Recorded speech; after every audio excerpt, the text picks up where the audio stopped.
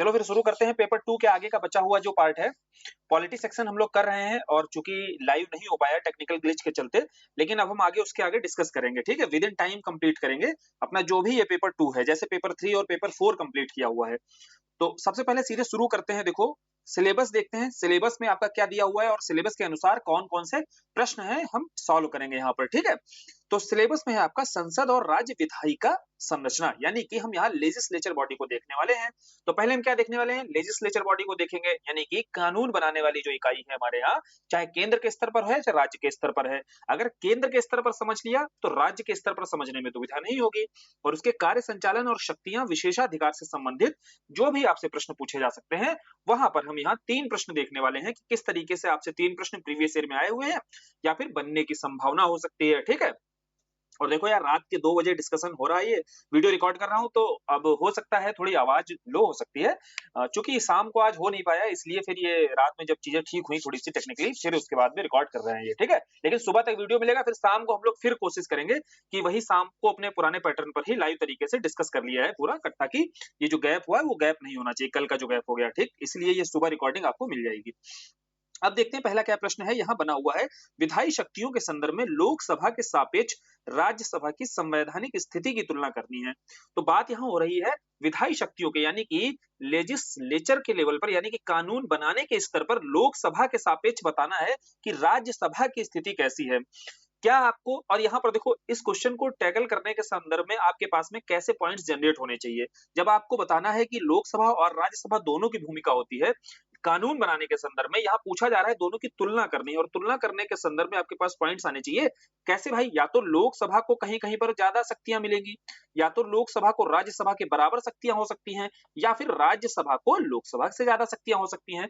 तीन ही डायमेंशन पर तो आप पॉइंट्स बता सकते हो, है ना। अब आपको यहाँ पर डिस्कस कर देना है, क्योंकि प्रीलिम्स के स्तर पर भी हम लोग पढ़ चुके होते हैं कि कहां पर लोकसभा को वरीयता दी जाती है, कहां पर दोनों बराबर है, और कहां पर राज्यसभा को कुछ विशेषाधिकार मिले हुए हैं। और यहाँ अगली देखो प्रश्न की भाषा ये कि इस संदर्भ में राज्यसभा को दी गई विशेष शक्तियां, यानी कि जहां जहां पर राज्यसभा को विशेषाधिकार मिला हुआ है, चूंकि राज्यसभा की प्रासंगिकता पर या कभी कभी इसकी भूमिका पर जब प्रश्न आता है तो वहां भी बताना है कि ऐसा नहीं है केवल लोकसभा को ही प्राथमिकता दी गई है या लोकसभा को ही प्रधानता दी गई है। हालांकि वैसे यहाँ पर चुने हुए सदस्य जाते हैं, निर्वाचित सदस्य जाते हैं, तो सीधी सी बात है जनता का सदन बोला जाता है, और जनता का सदन होने के नाते इसको प्राथमिकता दी जाती है।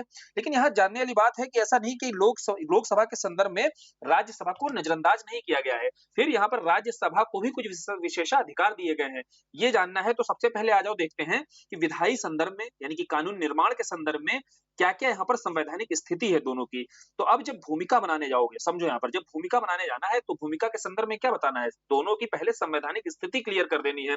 यानी कि हमें पता है कि आर्टिकल 80 और आर्टिकल 81, और आर्टिकल 80 में पहले आपका दिखाई देगा राज्यसभा, और फिर आपका 81 में दिखाई देगा आपका लोकसभा, ठीक है। पहले उच्च सदन है और फिर आपका निम्न सदन है।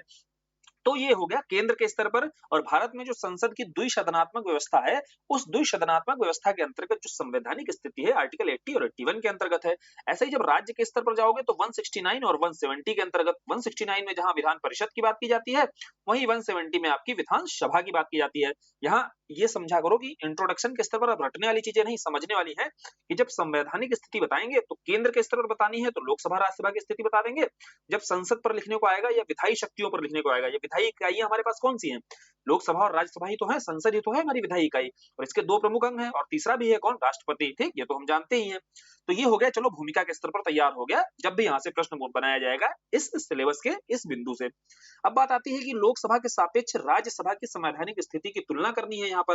तो पहले देखेंगे हम साधारण विधेयक पर, और साधारण विधेयक पर इधर छोड़ो, और यहीं पर ऐसे समझते हैं कि साधारण विधेयक के मामले में क्या है, लोकसभा और राज्यसभा दोनों को बराबर अधिकार है, लेकिन यहाँ पर एक मामले में देखो लोकसभा राज्यसभा से ज्यादा शक्तियां पा जाती है जब ज्वाइंट सेशन होता है। क्यों भैया, इसलिए पा जाती है क्योंकि जब हम ज्वाइंट सेशन पे जाएंगे तो वहां ज्वाइंट सेशन पे जब आपका बहुमत देखा जाएगा तो जिसके पास संख्या ज्यादा, उसकी महत्व ज्यादा, उसकी प्रधानता ज्यादा, ठीक है। और संख्या किसके पास ज्यादा है? लोकसभा के पास। इसीलिए यहाँ लोकसभा का महत्व बढ़ जाता है जब ज्वाइंट सेशन बिठाया जाता है, ठीक है। वैसे अगर बिना ज्वाइंट सेशन के है पारित किया जाता है कोई भी विधेयक तो दोनों की बराबर स्थिति है, ठीक।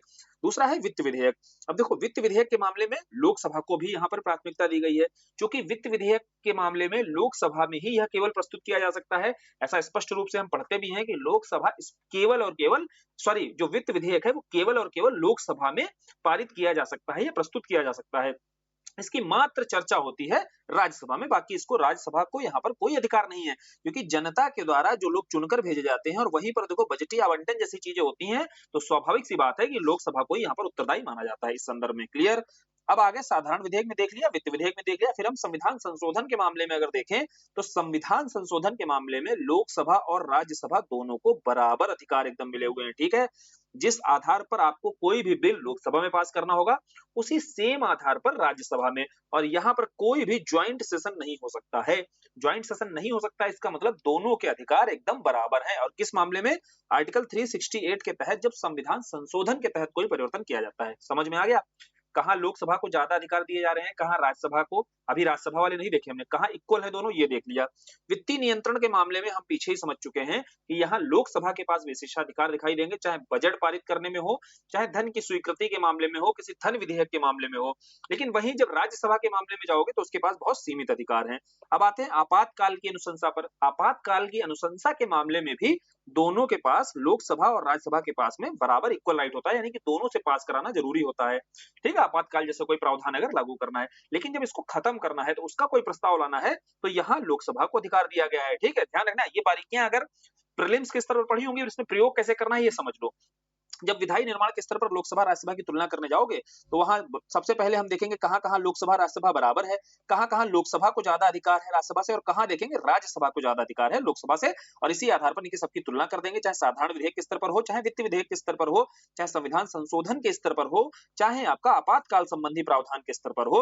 और फिर उसके बाद में धन विधेयक के संदर्भ में भी आपकी लोकसभा को ज्यादा शक्तियां हैं। अब आ जाओ भैया महाभियोग के मामले में। देखो राष्ट्रपति के निर्वाचन या महाभियोग के मामले में भी दोनों को बराबर अधिकार एकदम दिए गए हैं, ठीक है। यह अत्यंत जटिल प्रक्रिया होती है, राष्ट्रपति के निर्वाचन की या महाभियोग की प्रक्रिया अत्यंत जटिल है।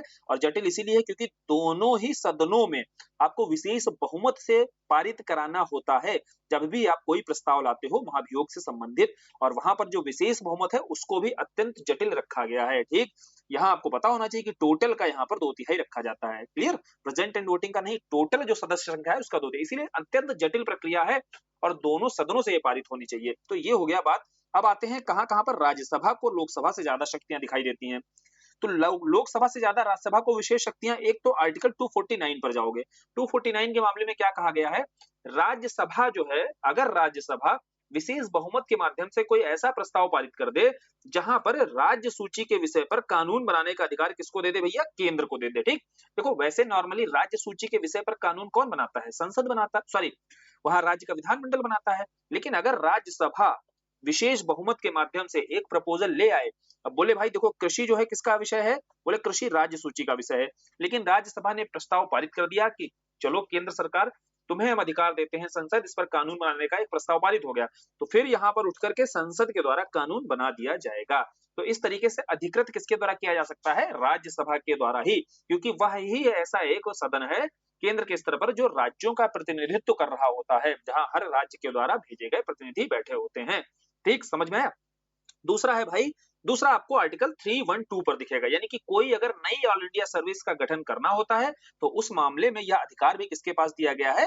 राज्यसभा के पास दिया गया है, ठीक। और राज्यसभा को विशेषाधिकार, एक तो स्थायी सदन के मामले में लोकसभा का विघटन हो सकता है लेकिन राज्यसभा का कभी भी विघटन नहीं होता है, इसीलिए इसको स्थायी सदन भी बोला जाता है। साथ ही साथ यहाँ राज्यों के लिए विशेष प्रतिनिधित्व होता है, ठीक। राज्यों का प्रतिनिधित्व करने वाली केंद्र के स्तर पर अगर कोई संस्था है हमारे पास तो राज्यसभा है। और यहाँ बेसिकली राज्यसभा का उद्देश्य क्या था कि यहाँ जैसे लोकसभा में प्रत्यक्ष रूप से मान लीजिए चुनकर नहीं आ पाते हैं कुछ लोग, और लेकिन विशेष योग्यता रखने वाले या विशेषाधिकार के साथ में या विशेष योग्यता धारित करते हैं तो उन सदस्यों को यहाँ पर लाया जा सकता है, चर्चा परिचर्चा में शामिल किया जा सकता है। जैसे कला सहकारिता जैसे जो क्षेत्र हैं, इन क्षेत्रों के आधार पर, इन कला साहित्य जैसे क्षेत्रों के या इन पैरामीटर के आधार पर इन्हें जब शामिल किया जाएगा तो कोई भी चर्चा परिचर्चा होगी तो वहां पर उस चर्चा की गुणवत्ता को बढ़ाया जा सकता है। गुणवत्ता को बेहतर करने के लिए बेहतर बिंदुओं के आधार पर जब चर्चा हो पाएगी, वो क्यों हो पाएगी? क्योंकि राज्यसभा में ऐसे विशेष योग्यता प्राप्त व्यक्ति बैठे होंगे। तो इस संदर्भ में यह किसके आधार पर संभव है? राज्यसभा में जो पैरामीटर डिसाइड किए गए हैं उसी आधार पर संभव है। और ये सब कहाँ भाई? राज्यसभा के संदर्भ में हमने देखा ये विशेष जो शक्तियां मिली हुई हैं। कानून बनाने के संदर्भ में हमने देख लिया राज्यसभा को कहाँ पर अधिकार है, और फिर हमने देखा और किन मामलों में राज्यसभा के पास विशेष शक्तियां हैं। क्लियर?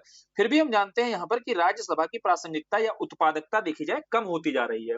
अगर प्रश्नकाल के दौरान देखा जाए तो केवल 47% समय का ही सही से प्रयोग होता है प्रश्नकाल का, या शून्य काल का भी जो सार्थकता है वो भी घटती जा रही है। चर्चा परिचर्चा का जो समय होता था प्रस्तावों में वो लगातार कट करते हुए जा रहे हैं। ठीक है? तो इसके चलते ओवरऑल भी हम देखते हैं कि संसदीय उत्पादकता की बात की जा रही है, गिरावट आ रही है। अगली लोकसभा में हमेशा 15वीं लोकसभा से देखा गया 16वीं लोकसभा में संसदीय जो उत्पादकता है वो गिरती जा रही है। ठीक? वे फॉरवर्ड में जब जाओगे तो वे फॉरवर्ड में देखो इसकी सदस्यता को लेकर के राज्यसभा की वहां पर जो निवास की अर्हता है उसको लागू करना चाहिए। मतलब जिस राज्य का वो निवासी है उसी राज्य से वो राज्यसभा का सदस्य बनकर जाएगा। एक पहली देखो ये रिकमेंडेशन आप बता सकते हो। दूसरा, पुंछी आयोग की अनुशंसाओं का भी पालन करना चाहिए। ठीक है? समझे? तो यहाँ आपको क्या बताना है? यहाँ आपको बेसिकली यह बताना था कि राज्यसभा की विशेष शक्तियां, और ये तो एक्स्ट्रा है, आप इसको लिखना चाहो लिखो, अगर समय रहे तो लिखो, नहीं लिखना चाहो तो प्रश्न की जो डिमांड है दोनों की विधि निर्माण के मामले में दोनों में अंतर क्या है, कहां कहां पर है, कैसे इसको फ्रेमिंग करनी है, क्लियर, और फिर राज्यसभा को कहां पर विशेष शक्तियां हैं वो क्लियर हो गया। और इन सबके चलते संसदीय लोकतंत्र में आप शक्ति संतुलन की स्थापना कर सकते हो। जो संसदीय लोकतंत्र की स्थापना करनी है और संसदीय लोकतंत्र में भी आप शक्ति संतुलन का मतलब है लोकसभा और राज्यसभा इनके मध्य में एक शक्ति संतुलन का सिद्धांत स्थापित हो सकता है। ठीक? समझ में आया इस क्वेश्चन को कैसे टैकल करना है? क्लियर? अब अगला चलते हैं कि भारत के राष्ट्रपति की वीटो शक्तियों पर प्रकाश डालना है।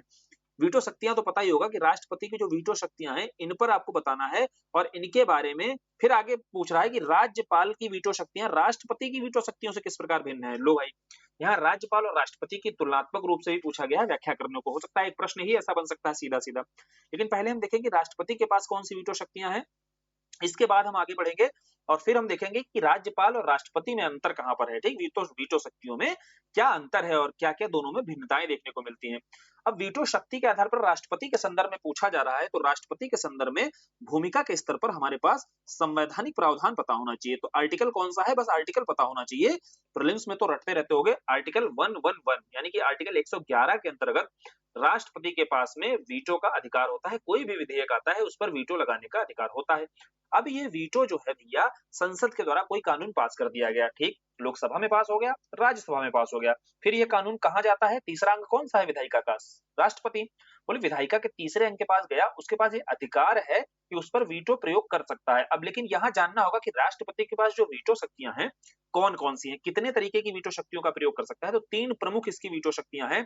पहली है निलंबनकारी, और ये निलंबनकारी क्या होती है समझो। निलंबन का मतलब क्या होता है? देरी, है ना, निलंबित कर देना कुछ समय के लिए। तो अब निलंबन करना मतलब ऐसा वीटो रहेगा कि राष्ट्रपति के पास वो आता है प्रस्ताव या वो विधेयक आता है, राष्ट्रपति कहेगा आप पुनर्विचार कर लो, ठीक है, तो पुनर्विचार के लिए संसद को वापस लौटा देगा। अब संसद ने पुनर्विचार करके अगर दोबारा भेज दिया, अब दोबारा राष्ट्रपति बाध्य होता है। ठीक है, समझे बात को? जैसे यहाँ हमने देखा था कि 42वें संविधान संशोधन के माध्यम से बाध्यकारिता लगा दी गई थी कि भैया आप बाध्य हो, पुनर्विचार के लिए नहीं लौटा सकते हो। लेकिन यह निलंबनकारी वीटो 44वें संविधान संशोधन के द्वारा दिया गया कि भाई ठीक है आप लौटा सकते हो, लेकिन पुनर्विचार के बाद दोबारा अगर संसद ने तुम्हारे पास भेज दिया तो तुम जो है वहां बाध्यकारी हो जाएगा तुम्हारे लिए।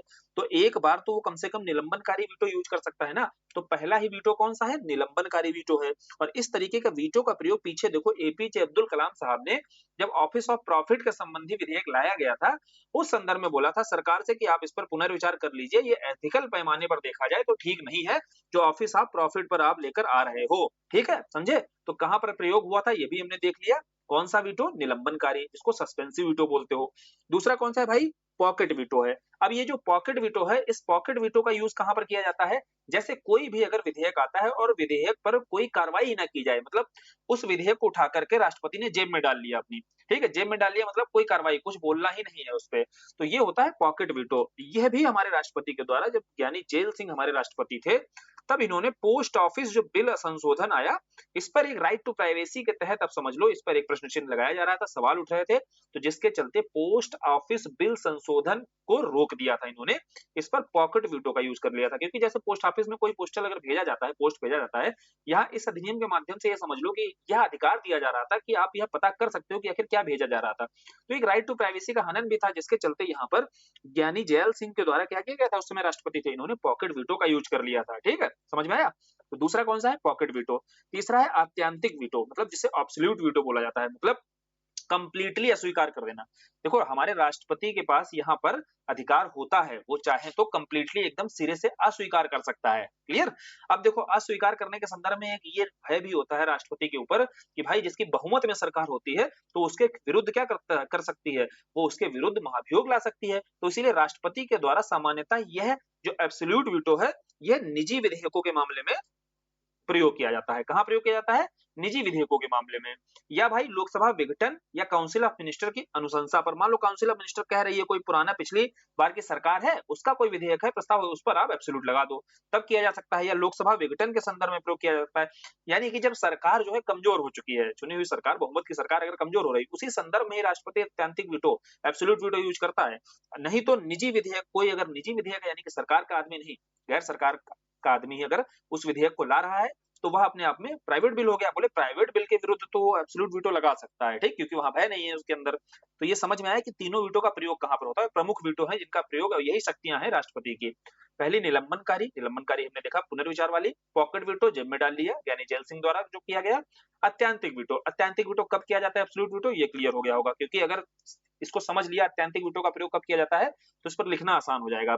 अब आते हैं राज्यपाल और राष्ट्रपति की वीटो शक्तियों में अंतर क्या है। देखो, सबसे पहले साधारण विधेयक के मामले में देखेंगे, तो साधारण विधेयक के मामले में क्या होता है, राष्ट्रपति की क्या होता है, निलंबनकारी वीटो से साधारण विधेयक से, साधारण बहुमत से क्या हो सकता है, निलंबनकारी वीटो समाप्त हो सकता है, निरस्त किया जा सकता है। ठीक है, फिर राज्यपाल की निलंबनकारी वीटो पर पुनः प्राप्त विधेयक को स्वीकार करना अनिवार्य होता है, या तो राष्ट्रपति हेतु आरक्षित रखा जा सकता है। ठीक, समझे बात को?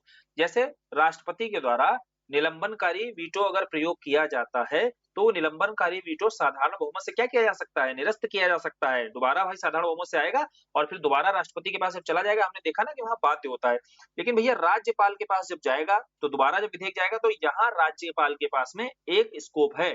क्या स्कोप है? वो राष्ट्रपति या तो उसको अनिवार्य होता है स्वीकृति दे दे भाई, लेकिन यहाँ एक स्कोप और है राज्यपाल के पास। क्या स्कोप रहता है? कि वो राष्ट्रपति के लिए आरक्षित कर दे, है ना, आर्टिकल 200 का प्रयोग कर ले। और आर्टिकल 200 का प्रयोग कर लेगा, तो वो फिर उसके बाद कहाँ चला जाएगा भाई? उसके बाद में वो विधेयक चला जाएगा राष्ट्रपति महोदय के पास। और राष्ट्रपति महोदय यहाँ पर कैसे 201 के तहत प्रतिक्रिया करेंगे, और जैसे ही राष्ट्रपति के पास ये सुरक्षित होकर जाएगा, तो राष्ट्रपति उस पर अनुमति दे सकता है, रोक भी सकता है, या पुनर्विचार हेतु वापस भी भेज सकता है। ठीक, समझे बात को? अब इस विधेयक की प्रक्रिया में क्या होता है, राज्यपाल की शक्ति फिर क्या होती है, समाप्त हो जाती है। ये पूरा प्रोसेस समझे? देखो, यहाँ वीटो पावर के संदर्भ में कोई साधारण विधेयक पर पहले हम समझते हैं प्रोसेस क्या होता है। साधारण विधेयक पर केंद्र सरकार के द्वारा कोई अगर मान लीजिए लाया जाता है, तो राष्ट्रपति उस पर निलंबनकारी वीटो देगा, पुनर्विचार के लिए भेजा, और पुनर्विचार पर भेजने के बाद में वो दोबारा से अगर राष्ट्रपति के पास गया, तो फिर उसको सहमति देनी पड़ेगी। पहला हो गया ये। दूसरा, अगर राज्यपाल के स्तर पर यही चीज देखी जाए, तो राज्यपाल के पास जो राज्य विधानमंडल है, उसके द्वारा भेजा जाएगा प्रस्ताव, कोई विधेयक है। अब बोले उस पर ठीक है, परमिशन दे दे, नहीं दे रहा है तो निलंबनकारी वीटो लगाएगा। अब इस निलंबनकारी वीटो के संदर्भ में अगर दोबारा आ गया राज्यपाल के पास, तो यहाँ राज्यपाल के पास एक तो है अनिवार्य रूप से साइन करना ही पड़े, नहीं कर रहा है तो एक ऑप्शन और है कि राष्ट्रपति के लिए वो आरक्षित कर ले। फिर वो राष्ट्रपति के पास जाएगा, तो राष्ट्रपति के पास इतने ऑप्शंस रहते हैं, और फिर राज्यपाल की भूमिका समाप्त। यहाँ से अगर आपने राष्ट्रपति के पास भेज दिया एक बार आरक्षित करके, आर्टिकल 200 का यूज कर लिया, तो फिर वो राष्ट्रपति के पास जाएगा। बस यहाँ दिक्कत क्या आ रही थी, यहाँ डेडलॉक सिचुएशन बनी हुई थी टाइम को लेकर के, कोई टाइमलाइन फिक्स नहीं थी। तो अभी सुप्रीम कोर्ट के द्वारा आपने देखा होगा कि यहाँ पर टाइमलाइन फिक्स कर दी गई है कि भाई 1 महीने में राज्यपाल महोदय इस पर डिसाइड करें। अगर वो राष्ट्रपति के पास जाता है, तो वो 3 महीने में डिसाइड कर दें कि क्या निर्णय देना है उस विधेयक के मामले में, क्योंकि राज्य विधानमंडल के मामले में आप यहाँ से बाधा बन रहे हो, और बाधक नहीं बनना है, बल्कि समन्वय के साथ में सहयोगात्मक रवैया रखते हुए बेहतर ढंग से नीतियों का क्रियान्वयन करना है, नीति निर्माण करना है, उसका क्रियान्वयन करना है, इसी आधार पर तो कार्य करना है। तो यही डेडलॉक सिचुएशन थी, यही अभी विवाद था, जहां पर राष्ट्रपति महोदय के द्वारा प्रश्न भी पूछे गए थे, ठीक है, न्यायालय से। अब आता है, और साथ ही साथ न्यायिक अतिक्रमण का भी मामला एक बन रहा था। तो कई तरीके से यह डिबेटेबल इशू था, और जिसको हम यहाँ से भी समझ सकते हैं कि वीटो पावर के संदर्भ में ही ये देखो मामला था। फिर है धन विधेयक के मामले में। देखो धन विधेयक के मामले में राष्ट्रपति जो है अनुमति दे सकता है, रोक भी सकता है, लेकिन यहाँ पर पुनर्विचार के लिए नहीं भेज सकता है। क्यों? क्योंकि भैया धन विधेयक जो है उसकी पूर्व अनुमति से ही लाया जाता है। ठीक है, पहले अनुमति ले ली जाती है, तो राष्ट्रपति यहाँ ये नहीं है कि निलंबनकारी वीटो यूज कर दे, नहीं है ही नहीं, परमिशन ही नहीं है। और यही राज्यपाल के साथ क्या है भाई, ये अनुमति दे भी सकता है, रोक सकता है, यहाँ वो भी निलंबनकारी चीज यूज नहीं कर सकता, लेकिन यहाँ फिर से एक स्कोप है कि वो क्या कर सकता है, राष्ट्रपति को सुरक्षित रख सकता है। ठीक है, यहाँ भी वो आर्टिकल 200 का यूज कर सकता है धन विधेयक के मामले में, ये एक बड़ी समस्या है। ठीक, तो अब धन विधेयक के मामले में मान लीजिए रोक लिया गया, अब रोकने के संदर्भ में वो राष्ट्रपति के पास जब जाएगा तो राष्ट्रपति के पास भी यहाँ ऑप्शन है, या तो अनुमति दे दे, ठीक है, या नहीं दे। और यहाँ पर क्या कर सकता है, पुनर्विचार के लिए इस राष्ट्रपति को भी यहाँ पर अधिकार नहीं है कि वो पुनर्विचार के लिए भेजे, या तो यस या नो। क्लियर? तो ये दो तरीके से हमने समझा, साधारण विधेयक के मामले में और धन विधेयक के मामले में किस तरीके से वीटो पावर का यूज करते हैं। ठीक है, हम देख सकते हैं राष्ट्रपति की जो वीटो शक्तियां हैं राज्यपाल की अपेक्षा ज्यादा विस्तृत हैं। ठीक, यहाँ जानने को क्या मिला, स्वाभाविक सी बात है होगी ही कि राष्ट्रपति के मामले में जो वीटो शक्तियां हैं वो राज्यपाल से ज्यादा क्या हो रही हैं, विस्तृत और व्यापक दिखाई दे रही हैं। ये कंप्लीट हो गया, राष्ट्रपति की वीटो शक्तियां देखी, संवैधानिक स्थिति देखी, कौन कौन से वीटो हैं, और राज्यपाल से तुलना करते हुए हमने समझ लिया कि कैसे ये लोग वीटो पावर का इस्तेमाल करते हैं। ठीक, अब आगे देखते हैं, अगला क्वेश्चन है, संसद भारत की कार्यपालिका की जवाबदेही सुनिश्चित करने में किस हद तक सक्षम है। संसद क्या है भाई, संसद का मतलब है विधायिका। अब यहाँ कार्यपालिका की जवाबदेहिता यानी कि कार्यपालिका को अकाउंटेबल बनाने के लिए सरकार के जो अंग होते हैं कौन कौन से होते हैं, विधायिका, कार्यपालिका, न्यायपालिका। ठीक है, और ये तीनों अपने सेपरेशन ऑफ पावर के सिद्धांत पर कार्य करते हैं, लेकिन फिर भी दोनों और साथ ही साथ तीनों एक दूसरे के साथ समन्वय के साथ कार्य भी करते हैं, है ना, ये भी हमने देखा। तो बोले तीनों समन्वय के साथ कार्य करें, तो विधायिका के द्वारा कार्यपालिका को जवाबदेही बनाए रखने के लिए, यानी कि भैया विधायिका ने कानून बना दिया, अब कानून का अगर क्रियान्वयन सही से नहीं किया जाएगा, अब क्रियान्वयन कितना हो रहा है, धन आवंटन कर दिया गया है लोकसभा से, अब धन आवंटन में कितना भ्रष्टाचार है फैला हुआ, ठीक है, कितना सही ढंग से तार्किक ढंग से उस पैसे का प्रयोग किया जा रहा है, तो इस मामले में दायित्व किसके ऊपर होता है, इसकी जवाबदेही कौन तय करेगा, कार्यपालिका। अब कार्यपालिका को जवाबदेह बनाने के लिए विधायिका का नियंत्रण होना चाहिए था कि नहीं होना चाहिए, संविधान में बिल्कुल होना चाहिए था। इसी संदर्भ में हमें देखने को मिलता है, पहले तो हमने यह बता दिया कि भाई कुछ नियंत्रण के उपाय निर्धारित किए गए हैं जहां पर विधायिका कार्यपालिका को जवाबदेह बनाती हुई जवाबदेही सुनिश्चित करने का प्रयास करती है।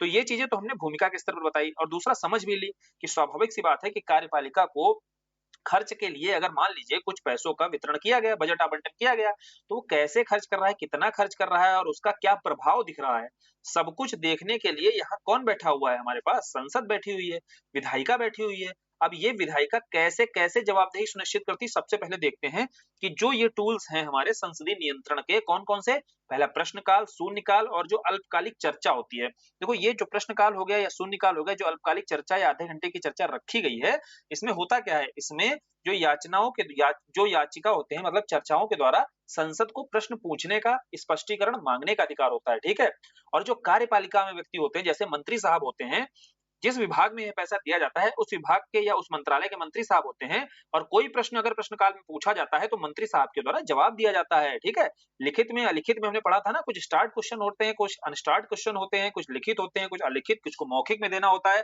तो ये सारी जवाबदेही किसकी है, कार्यपालिका मंत्री जी की, और मंत्री जी क्या है, काउंसिल ऑफ मिनिस्टर के सदस्य हैं, तो उनकी जवाबदेही सुनिश्चित करने के लिए ये संसद के भीतर सबसे पहले तो हमने ऐसे देखा कि ये टूल्स होते हैं। ठीक है, पहला कौन सा, पहला ये सारे जो चर्चा वाले होते हैं, प्रश्नकाल, शून्यकाल, इन सब के माध्यम से कार्यपालिका की जवाबदेही सुनिश्चित की जाती है। दूसरा भैया प्रस्ताव, अब मान लो कोई निंदा प्रस्ताव या अविश्वास प्रस्ताव या ध्यानाकर्षण प्रस्ताव लाया जा रहा है, या जितने भी आप प्रस्ताव पढ़ते हो, ये भी किस लिए लाए जाते हैं, ये इसीलिए लाए जाते हैं ताकि जो भी जांच हो रही, जो भी कार्य हो रहा है, अगर असहमत है, यानी कि इसको लेकर के असहमति देखने को मिलती है, तो वहां पर विपक्ष के द्वारा भी बहुत सारे प्रस्ताव लाए जाते हैं, और प्रस्तावों के माध्यम से यदि कार्यपालिका के द्वारा कोई अगर कार्य असंवैधानिक तरीके से किया जा रहा है तो वहां प्रश्न उठाया जा सकता है। ठीक है, संसद के भीतर, तो संसद के भीतर, विधायिका के भीतर ये सारे प्रस्तावों के माध्यम से भी कोशिश की जाती है कि कार्यपालिका को अकाउंटेबल बनाए रखा जाए। ठीक, तीसरा है भाई बजटीय नियंत्रण। अब देखो कार्यपालिका के वित्तीय जो निर्णय है इस पर नियंत्रण रखती है कौन भाई,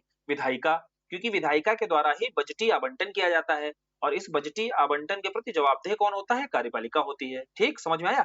तो ये बजटीय जो नियंत्रण है यह भी एक अपने आप में क्या है, विधायिका का कार्यपालिका पर नियंत्रण ही है या संसदीय नियंत्रण ही है। फिर जो समितियां होती हैं, देखो भाई बात को समझो, कमिटीज क्या काम करती हैं, कमिटीज कोई प्रस्ताव लाया गया और प्रस्ताव में आवंटन जो किया गया या जो प्रावधान देखने को मिल रहे हैं, ठीक है, कोई विधेयक बनाया जा रहा है, उसके जो प्रोविजन है, इसको लेकर के कमेटी के पास में वो जब प्रपोजल जाएगा, वो विधेयक जाएगा, तो उस विधेयक के एक-एक पॉइंट पर वहां पर विशेषज्ञ बैठे हुए हैं लोकसभा समिति में, लोकसभा से भी बैठे हुए लोग हैं, राज्यसभा में बैठे हुए लोग हैं, या सार्वजनिक उपक्रम समिति है जो, तो वहां पर बैठे हुए जो लोग हैं, इनके माध्यम से पहले प्रॉपर जांच की जाती है। अब जांच के दौरान पता लगाया जाएगा कि यहाँ पर जैसे वित्तीय संबंधी कोई मामला है, तो फिजिकल जो कंसोलिडेशन है, राजकोषीय समेकन का सिद्धांत अपनाया गया है कि नहीं अपनाया गया है, ये सारी जांचों के माध्यम से ही क्या होता है, नियंत्रण रखने का प्रयास किया जाता है कार्यपालिका के ऊपर, ठीक। और विरोध और दबाव की रणनीति के माध्यम से, जैसे वॉकआउट, मतदान से पहले परहेज जैसी चीजें हो जाती हैं, ठीक है, लाइव स्ट्रीमिंग जैसी चीजें हैं, ये भी कार्यपालिका पर एक दबाव बनाती हैं, ठीक, समझे। तो ये कार्यपालिका की भी निरंकुशता को, या कार्यपालिका के द्वारा कोई भ्रष्ट गतिविधि ना की जाए, कोई भ्रष्ट एक्टिविटी अगर की जाएगी, तो इसको रोकने के लिए ही संसद का जो नियंत्रण है, ये संसदीय नियंत्रण आवश्यक था ना, बिल्कुल आवश्यक था। वो सारे टूल समझ में आ गए कि कैसे-कैसे नियंत्रण लगाया जाता है विधायिका के द्वारा कार्यपालिका के ऊपर। अब ये नियंत्रण लग गए, लेकिन फिर भी कुछ बाधाएं हैं, मतलब क्या इतनी जवाबदेही हमें दिखाई देती है, या इतनी अकाउंटेबल हमें कार्यपालिका हमारी दिखाई देती है? नहीं, क्योंकि पारदर्शिता का अभाव है, ट्रांसपेरेंसी नहीं है।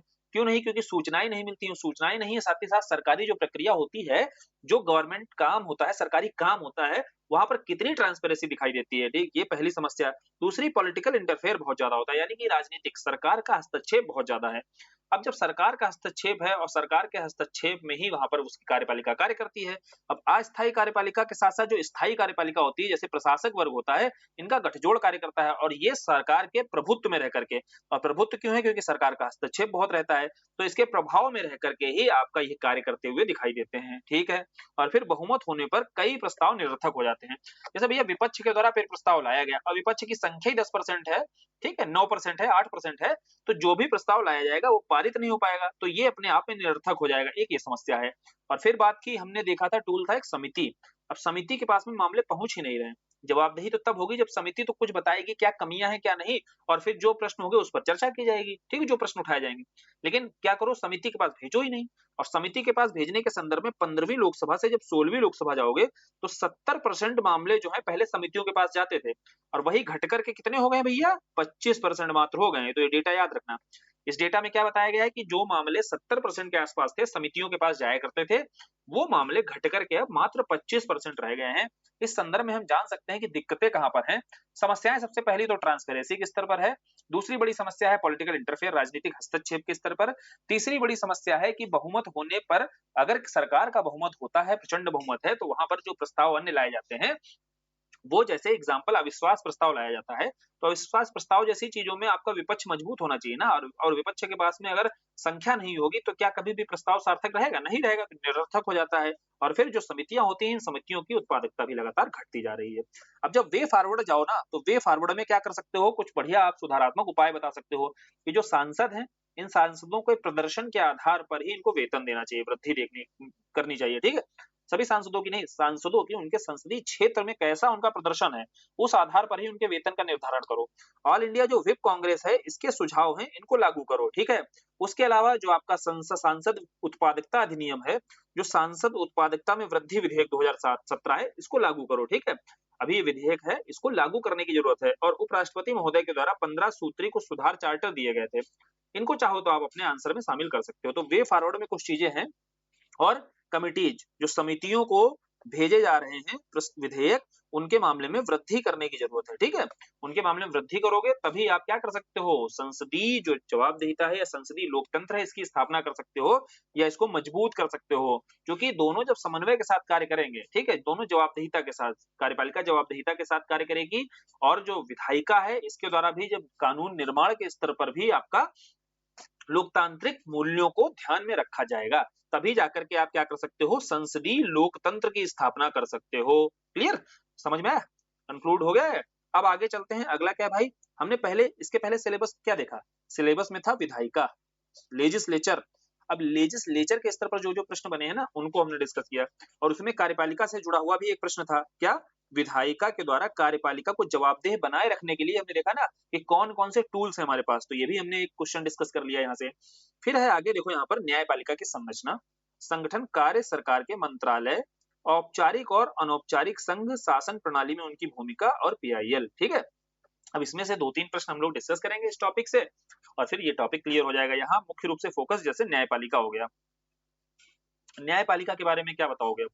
न्यायपालिका के बारे में देखो बहुत अच्छा कथन लिखा हुआ है, इस कथन का यूज कर सकते हो। क्या है? न्याय होना ही नहीं चाहिए वरन होते हुए दिखाई भी देना चाहिए। समझे? न्याय केवल होना ही नहीं चाहिए वरन होते हुए दिखना भी चाहिए। वस्तुतः स्वतंत्र न्यायपालिका ही जनता व समाज के हर वर्ग तक न्याय की पहुंच को सुनिश्चित करती है। ये चाहो तो रट डालो इस स्टेटमेंट को, बढ़िया स्टेटमेंट है, इसको यूज कर सकते हैं जब न्यायपालिका संबंधित लिखो। ये प्रसिद्ध एक उक्ति है कि न्याय होना ही नहीं चाहिए वरन होता हुआ दिखना भी चाहिए। और वस्तुतः जो स्वतंत्र न्यायपालिका होती है यही जनता और समाज के सभी वर्गों तक न्याय की पहुंच को सुनिश्चित करती है। जस्टिस फॉर ऑल का कॉन्सेप्ट क्या होता है? यही जब जो आपकी स्वतंत्र न्यायपालिका है, जब तक न्यायपालिका स्वतंत्र नहीं रहेगी तब तक जस्टिस फॉर ऑल का कॉन्सेप्ट दिखाई ही नहीं देगा। ठीक है, यही कहना चाहते हैं। अब स्वतंत्र न्यायपालिका को पूछा गया महत्व क्या है? क्या महत्व है? सबसे पहले तो भैया महत्व ही पूछा है ना, तो इसका क्या इंपॉर्टेंस होता है? अब स्टेक होल्डर क्या हो सकते हैं? न्यायपालिका स्वतंत्र रहेगी तो हमारा संविधान सुरक्षित रहेगा। रहेगा? ये तो बहुत बेसिक्स एकदम पॉइंट होते हैं। संविधान जब सुरक्षित रहेगा तो लोकतंत्र हमारा सुरक्षित रहेगा। लोकतंत्र की स्थापना में सहायता मतलब नागरिकों के अधिकार। अब एक-एक करके आ जाओ। नागरिकों के अधिकार मतलब देखो हम संविधान के अंतर्गत ही चल रहे हैं। संविधान की सुरक्षा देखो कैसे सोचे जाते हैं, पॉइंट्स कैसे जनरेट होते हैं। जब संविधान की सुरक्षा है तो संविधान ही टिका हुआ है लोकतांत्रिक मूल्यों पर। टिका है तो लोकतांत्रिक मूल्यों की सुरक्षा। अब इस संविधान में सबसे पहले हम पहुंचेंगे फंडामेंटल राइट पर, या संवैधानिक मूल्यों पर भी जा सकते हो आप, ठीक, वो तो बता ही दिया हमने। अब इसके बाद फंडामेंटल राइट पर जाओगे तो नागरिकों के अधिकारों की सुरक्षा और जनता में विश्वास बैठता है, ठीक है, बढ़ता है, क्योंकि संविधान के संरक्षक के रूप में रहती है न्यायपालिका। बोले मूल अधिकार के बाद आगे क्या है हमारे पास? डीपीएसपी। डीपीएसपी का काम क्या है भाई? सुभेद वर्गों का कल्याण करना, सामाजिक कल्याण की स्थापना करना, ठीक, समझे? उसके बाद हमारे पास में निष्पक्ष और स्वतंत्र निर्णय की स्थापना होगी, ठीक है, निष्पक्ष और स्वतंत्र निर्णय ले सकेंगे। कानून का शासन, रूल ऑफ लॉ एस्टेब्लिश होगा। तो जितने हमने वहां पर basic structure, doctrine of basic structure में जो जो पॉइंट्स देखे थे ना, जो जो हमारे डॉक्ट्रिन ऑफ बेसिक स्ट्रक्चर है, वो सारी बातें आप यहाँ लिख सकते हो कि उसकी स्थापना होगी। इसका इंपॉर्टेंस समझ में आया कि कोई रटने वाली चीजें नहीं होती है, इसका इंपॉर्टेंस समझना है।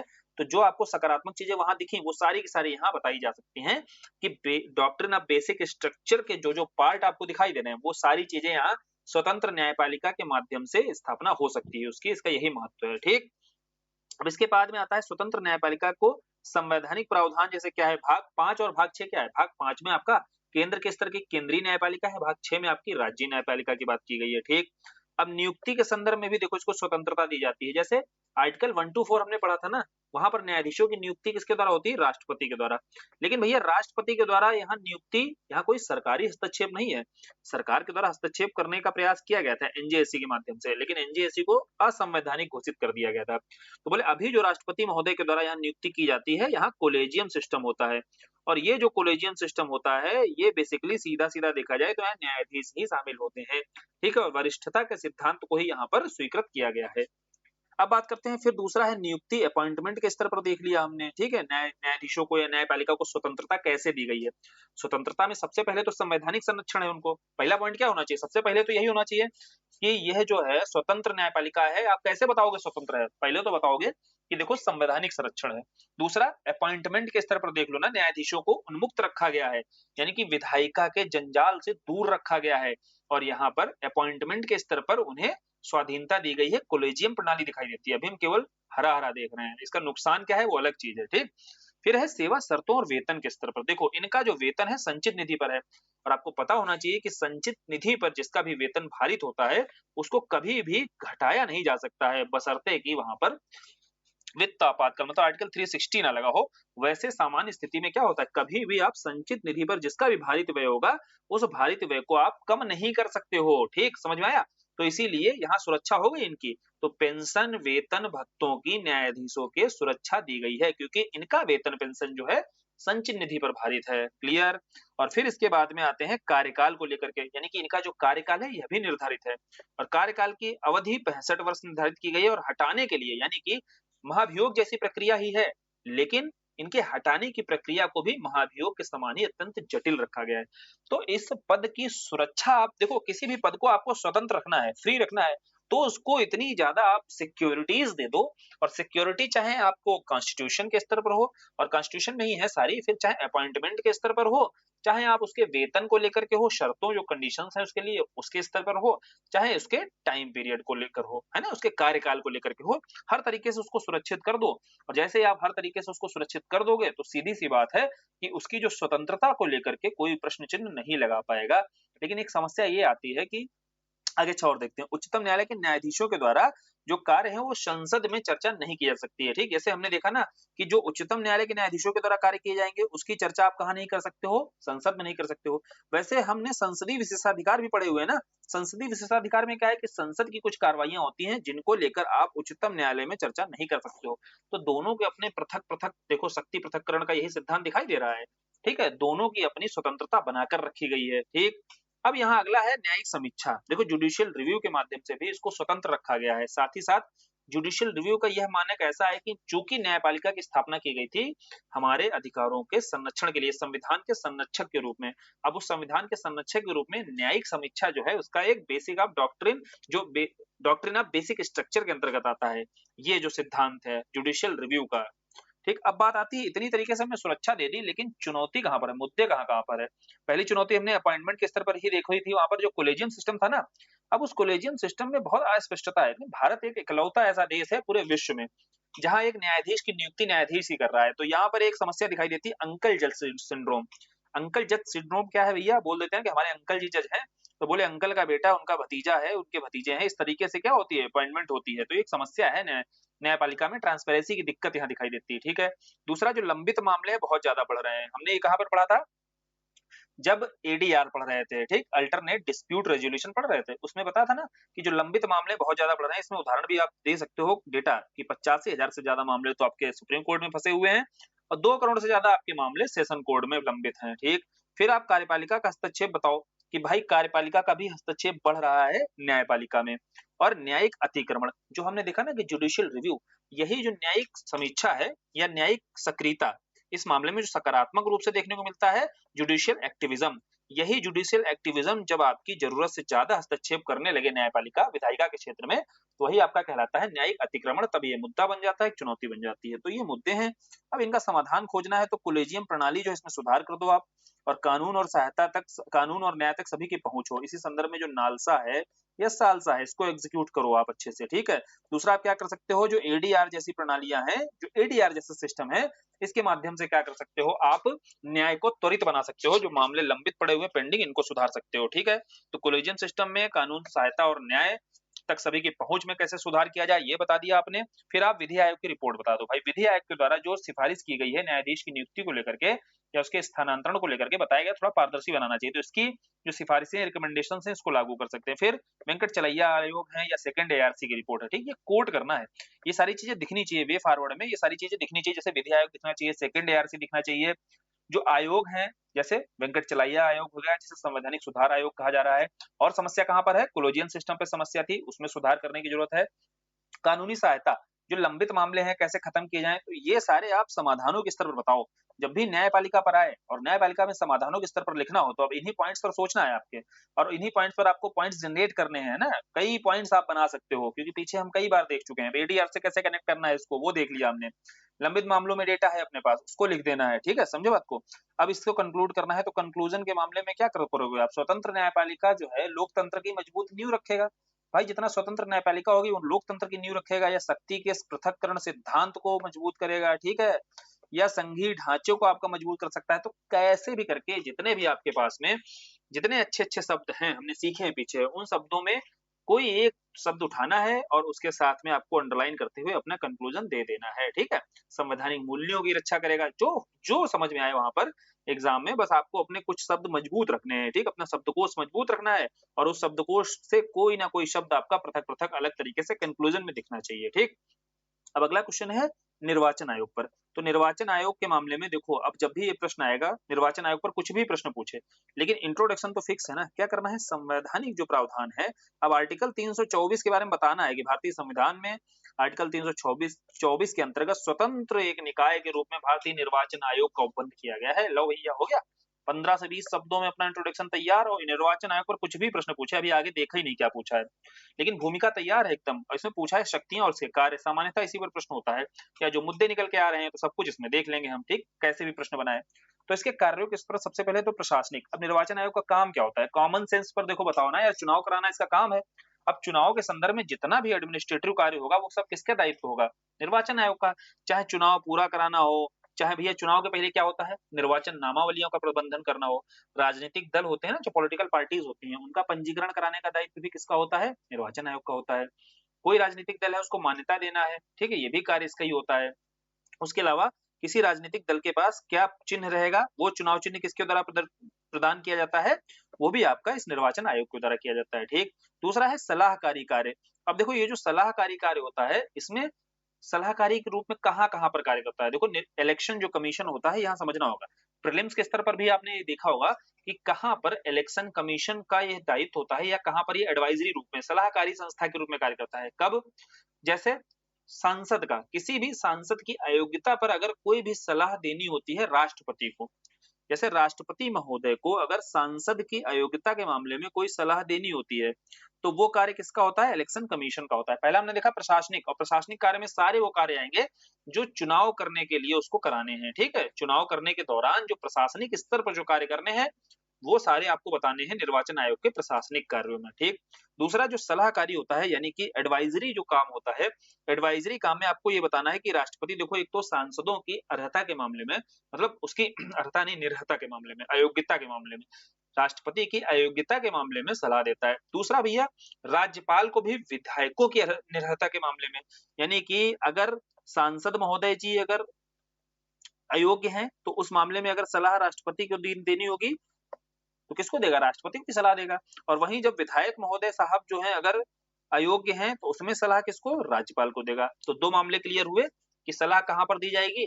तीसरा मामला वो होता है कि जब राष्ट्रपति को राज्यों में राष्ट्रपति शासन के उपरांत, जैसे किसी भी राज्य में भैया, स्टेट में मान लो उत्तर प्रदेश में राष्ट्रपति शासन लगा हुआ था, अब बोले राष्ट्रपति शासन को लेकर 1 साल हो चुका है, ठीक, समझो बात को, उसके बाद वहां पर अभी चुनाव कराए जाएं या राष्ट्रपति शासन लगा रहने दिया जाए, ठीक है, कि चुनाव कराने संभव हैं। अगर चुनाव कराने संभव हैं, तो ये राष्ट्रपति महोदय को कौन बताएगा, बोले ये सलाह देगा इलेक्शन कमीशन। तो तीसरा मामला कहां पर है, तीसरा मामला है कि वहां पर अभी चुनाव हो सकता है कि नहीं हो सकता है, इस मामले में भी सलाह किसके द्वारा दी जाती है, इलेक्शन कमीशन के द्वारा दी जाती है, ठीक। 2 कार्य क्लियर हुए, प्रशासनिक कार्य उसका, और दूसरा सलाहकारी। तीसरा है अर्धन्यायिक कार्य। अर्धन्यायिक क्या होता है, देखो न्यायिक कार्य मतलब होता है जो जुडिशरी है हमारे पास इसके लिए, लेकिन जुडिशरी का अर्धन्यायिक मतलब आधा न्याय जैसा, न्यायालय जैसा काम किया जाए, वही उसका अर्धन्यायिक काम होता है। और ये कहां पर काम किया जाता है, जब चुनाव चिन्ह जो है वितरण होता है, इस संदर्भ में कोई विवाद हो गया, बोले विवाद हो गया तो विवाद का निपटारा वैसे कहां होता है, जुडिशरी में, लेकिन इस मामले का, चुनाव चिन्ह के मामले का थोड़ी ना मामला लेकर न्यायालय चले जाओगे, इसका निपटारा यहीं कर दिया जाता है इलेक्शन कमीशन के द्वारा। कोई अगर विवाद होता है, तो कोई डिसीजन अगर देने का राइट है, तो वो किसके पास है, इलेक्शन कमीशन के पास है। चुनाव के दौरान कोई विवाद का निपटारा है, चुनाव निरस्तीकरण का मामला है, तो ये सारे निर्णय कहाँ निपटा दिए जाते हैं, इलेक्शन कमीशन के द्वारा। यह शक्ति दी गई है, अधिकृत किया गया है, इसीलिए इसको अर्धन्यायिक कार्य के रूप में भी देखना चाहिए। क्लियर। तो 3 आधारों पर हमें यहाँ डिस्क्राइब करना है। पहला प्रशासनिक कार्य इसके बता देने हैं, दूसरे आपको क्या बताने हैं, सलाहकारी इसके कार्य बताने, कहाँ-कहाँ सलाह देता है, और तीसरा इसका अर्धन्यायिक कार्य बताना है, यानी कि कोई विवाद हो जाता है उस मामले में इसको निर्णय देने का अधिकार भी दिया गया है। अब निर्वाचन आयोग की स्वतंत्रता और निष्पक्षता के संदर्भ में मुद्दे क्या-क्या हैं, फिर वही चुनौती कहाँ पर है, दिक्कत कहाँ पर है, ठीक। अब दिक्कत समझना बिल्कुल दिक्कत नहीं है। क्यों दिक्कत समझने में क्यों दिक्कत नहीं है, क्योंकि मोस्टली पता है आपको, क्या पता है, कहाँ-कहाँ देखो, कहाँ-कहाँ पर प्रश्न चिन्ह लगते हैं इसके ऊपर, वही सारी दिक्कतें हैं। जैसे अपॉइंटमेंट किस तरह पर लगता है क्या, बोले बिल्कुल लगता है। यहाँ पर कॉलेजियल जैसी व्यवस्था नहीं है, और यहाँ अभी हाल ही में क्या है, राजनीतिक हस्तक्षेप बहुत बढ़ा है, यानी कि जो चुनाव आयुक्त हैं, चुनाव आयुक्त को लेकर के सरकार का हस्तक्षेप बढ़ गया है, जिसके चलते जो इलेक्शन कमीशन है, हमने डिबेट पढ़ी होगी, पीछे सुनी होगी, कि ये जो इलेक्शन कमीशन है, इसकी ऑटोनॉमी पर, इसकी स्वायत्तता पर प्रश्न चिन्ह लगाए गए हैं, क्योंकि सरकारी हस्तक्षेप बढ़ने से, चूंकि टेन्योर के स्तर पर हो, ठीक है, चाहे वेतन के स्तर पर हो, यहाँ सरकार का हस्तक्षेप बढ़ जाएगा, बढ़ा दिया गया है, और बढ़ाने के चलते ही अपॉइंटमेंट के स्तर पर या इसकी ऑटोनॉमी पर प्रश्न चिन्ह लगाए जाते हैं। तो पहला मुद्दा क्लियर हुआ। पहला मुद्दा है अपॉइंटमेंट के स्तर पर, दूसरा मुद्दा है भैया पैसे के स्तर पर, बजट और फंडिंग। बजट और फंडिंग के स्तर पर आय व्यय के संदर्भ में मंत्रालयों पर इसकी निर्भरता बहुत ज्यादा रहती है, ठीक। अब जिन मंत्रालयों पर निर्भरता रहेगी तो क्या स्वायत्त रूप से ये कार्य कर पाएगी, है ना? उन मंत्रालयों के प्रति इसकी क्या होगी, भक्ति दिखाई देगी, है ना, इलेक्शन कमीशन की। तो इस संदर्भ में यह मंत्रालयों पर निर्भरता बहुत अधिक रहती है, जिसके चलते इसके पास बजट और फंडिंग की समस्या देखने को मिलती है। दूसरा मुद्दा पैसे का हुआ, फंड का। तीसरा मुद्दा है कार्यबल और प्रशासनिक विषय, मतलब क्या है इसका कि कार्यपालिका पर भी निर्भरता बहुत ज्यादा है। यानी कि इसके पास अपना एक संस्थागत इकाई नहीं है और इतना मजबूत तंत्र नहीं है, जिसके चलते इसको कार्यपालिका पर निर्भरता बहुत अधिक बढ़ा के रखनी होती है, ठीक है। तो एक तो कार्यपालिका पर निर्भर है और यहाँ मंत्रालयों पर निर्भरता है, और हमने देखा नियुक्ति के स्तर पर दिक्कत है इलेक्शन कमीशन में। और फिर बात आती है कि राजनीतिक दल जितने होते हैं उनको रेगुलेट करने के लिए पर्याप्त मात्रा में इनके पास शक्तियां नहीं है। और क्या समस्या आती है, और समस्या देखो कौन सी समस्याएं आती हैं। इलेक्शन जब होते हैं तो कौन से मुद्दे उठाए जाते हैं, ईवीएम हैकिंग को लेकर के, है ना, या कहीं पर बूथ ही पूरा का पूरा कैप्चर कर लिया गया, गलत तरीके से होता है, जो भ्रष्ट गतिविधियां पाई जाती हैं, जो बूथ कैप्चरिंग हो जाती है। तो और उसके साथ साथ ईवीएम को लेकर के, जो हैकिंग को लेकर के प्रश्न उठाए जाते हैं, हालांकि इसको लेकर के स्पष्ट किया गया है कि ईवीएम हैकिंग जैसी कोई चीजें नहीं होती हैं, लेकिन फिर भी इसके माध्यम से जनता में विश्वास तो कम होता है ना। जैसे जब हमारी विचारधारा के अनुरूप जब बात की जाएगी, जिस विचारधारा, जिस पार्टी को आप समर्थन देते होगे, अब अगर वह कैंडिडेट आपका हारेगा तो आपको वही ईवीएम हैकिंग ठीक लगने लगेगी। लेकिन जैसे ही आपका पार्टी का सदस्य जीतता है और दूसरी पार्टी का सदस्य इस पर प्रश्न उठाता है तो वो गलत लगने लगती है। तो कुल मिलाकर के दोनों तरफ से जनता में तो विश्वास कम ही हो रहा है ना, तो जनता में विश्वास यहाँ से कम होता है। अब देखो इलेक्शन कमीशन में जो मुद्दे हैं, हमने देख लिया पहले इलेक्शन कमीशन के कार्य, क्या देखे पहले, इलेक्शन कमीशन के कार्यों पर आएगा तो वहां समझा प्रशासनिक, सलाहकारी, और तीसरा कौन सा था, अर्धन्यायिक। फिर दूसरा हमने पॉइंट समझा इसको लेकर के जो मुद्दे उठाए जाते हैं, ठीक। इसमें सबसे बड़ा मुद्दा तो उसके अपॉइंटमेंट को लेकर के उठाया जाता है। फिर उसके बाद बजट और उसके प्रशासनिक जो विषय को लेकर के, या प्रशासनिक तंत्र है हमारा, कार्यबल है, इसको लेकर प्रश्न उठते हैं। लेकिन या ईवीएम हैकिंग जैसे मुद्दे उठाए जाते हैं। समस्या ये है कि इसके बाद आपको खत्म नहीं करना, यहीं छोड़ नहीं देना, वे फॉरवर्ड देके जरूर आना है। वे फॉरवर्ड में बताना है कि देखो सेकंड एआरसी इस मामले में जितने भी आपके चुनाव के आधार पर जितने सुधारात्मक हैं, प्रशासनिक सुधार के मामले कोई भी होंगे ना, उसमें सेकंड एआरसी को कोट जरूर करना है, कोशिश करना है। जो द्वितीय प्रशासनिक सुधार आयोग है, इसकी जो सिफारिशें हैं, इसमें कहा गया था कि कोलेजियम के द्वारा चुनाव आयुक्त और आयुक्तों की, मतलब मुख्य जो चुनाव आयुक्त है, चीफ इलेक्शन कमिश्नर है, और आयुक्त जो होते हैं दो, इनकी नियुक्ति करनी चाहिए। किसके माध्यम से, कोलेजियम सिस्टम के माध्यम से, जैसे न्यायाधीश की जाती है। दूसरा, और बजट और फंडिंग के लिए यहाँ बोला गया संचित निधि पर इनका बजट और फंडिंग भारित कर देना चाहिए, ना कि केंद्र सरकार पर निर्भरता। पहली समस्या क्या थी भैया, ये जो अपॉइंटमेंट के स्तर पर। दूसरी भैया, राजनीतिक हस्तक्षेप बहुत ज्यादा हो सकता है, तो बोला गया इसको हस्तक्षेप को खत्म करना है ना, तो यहाँ जो संचित निधि है इस पर भारित कर दो, इनका फंड जो है पैसा है, ठीक। और तीसरा, आप बताओ संथानम समिति, इसकी सिफारिशें अनुशंसाएं लागू करने की जरूरत है, जहां निर्वाचन क्षेत्र का परिसीमन या उम्मीदवार के लिए जो न्यूनतम रहता है, इस संदर्भ में कई अनुशंसाएं दी गई संथानम समिति के द्वारा। और फिर जो इलेक्शन कमीशन ऑफ इंडिया है, इसका स्वयं का अपना कार्यबल होना चाहिए, इसको अपना कार्यबल प्रदान करो, ताकि जो कार्यपालिका पर निर्भरता है वो निर्भरता ना रहे, वो कम हो सके, ठीक। समझ में आया? तो वे फॉरवर्ड आप क्या बताओगे, वे फॉरवर्ड आपको सारे वही बताने हैं जो मुद्दे हैं। अब वे फॉरवर्ड कोई हवा में बातें थोड़ी की जाती हैं यार, वे फॉरवर्ड आप यही तो बताओगे ना, बुखार है तो पैरासीटामोल दोगे ना। अब बुखार है तो पैरासीटामोल दोगे, तो बोले वे फॉरवर्ड भी हम वही बताएंगे ना जहां जहां दिक्कत है। दिक्कत पहली कहां पर थी भैया, नियुक्ति वाली, बोले कोलेजियम के माध्यम से इसकी नियुक्ति करो, और सेकंड एआरसी भी कह रहा है, हम ही नहीं कह रहे हैं ये। दूसरा बोले फंड की समस्या, बोले कंसोलिडेटेड फंड से पैसा दे दो।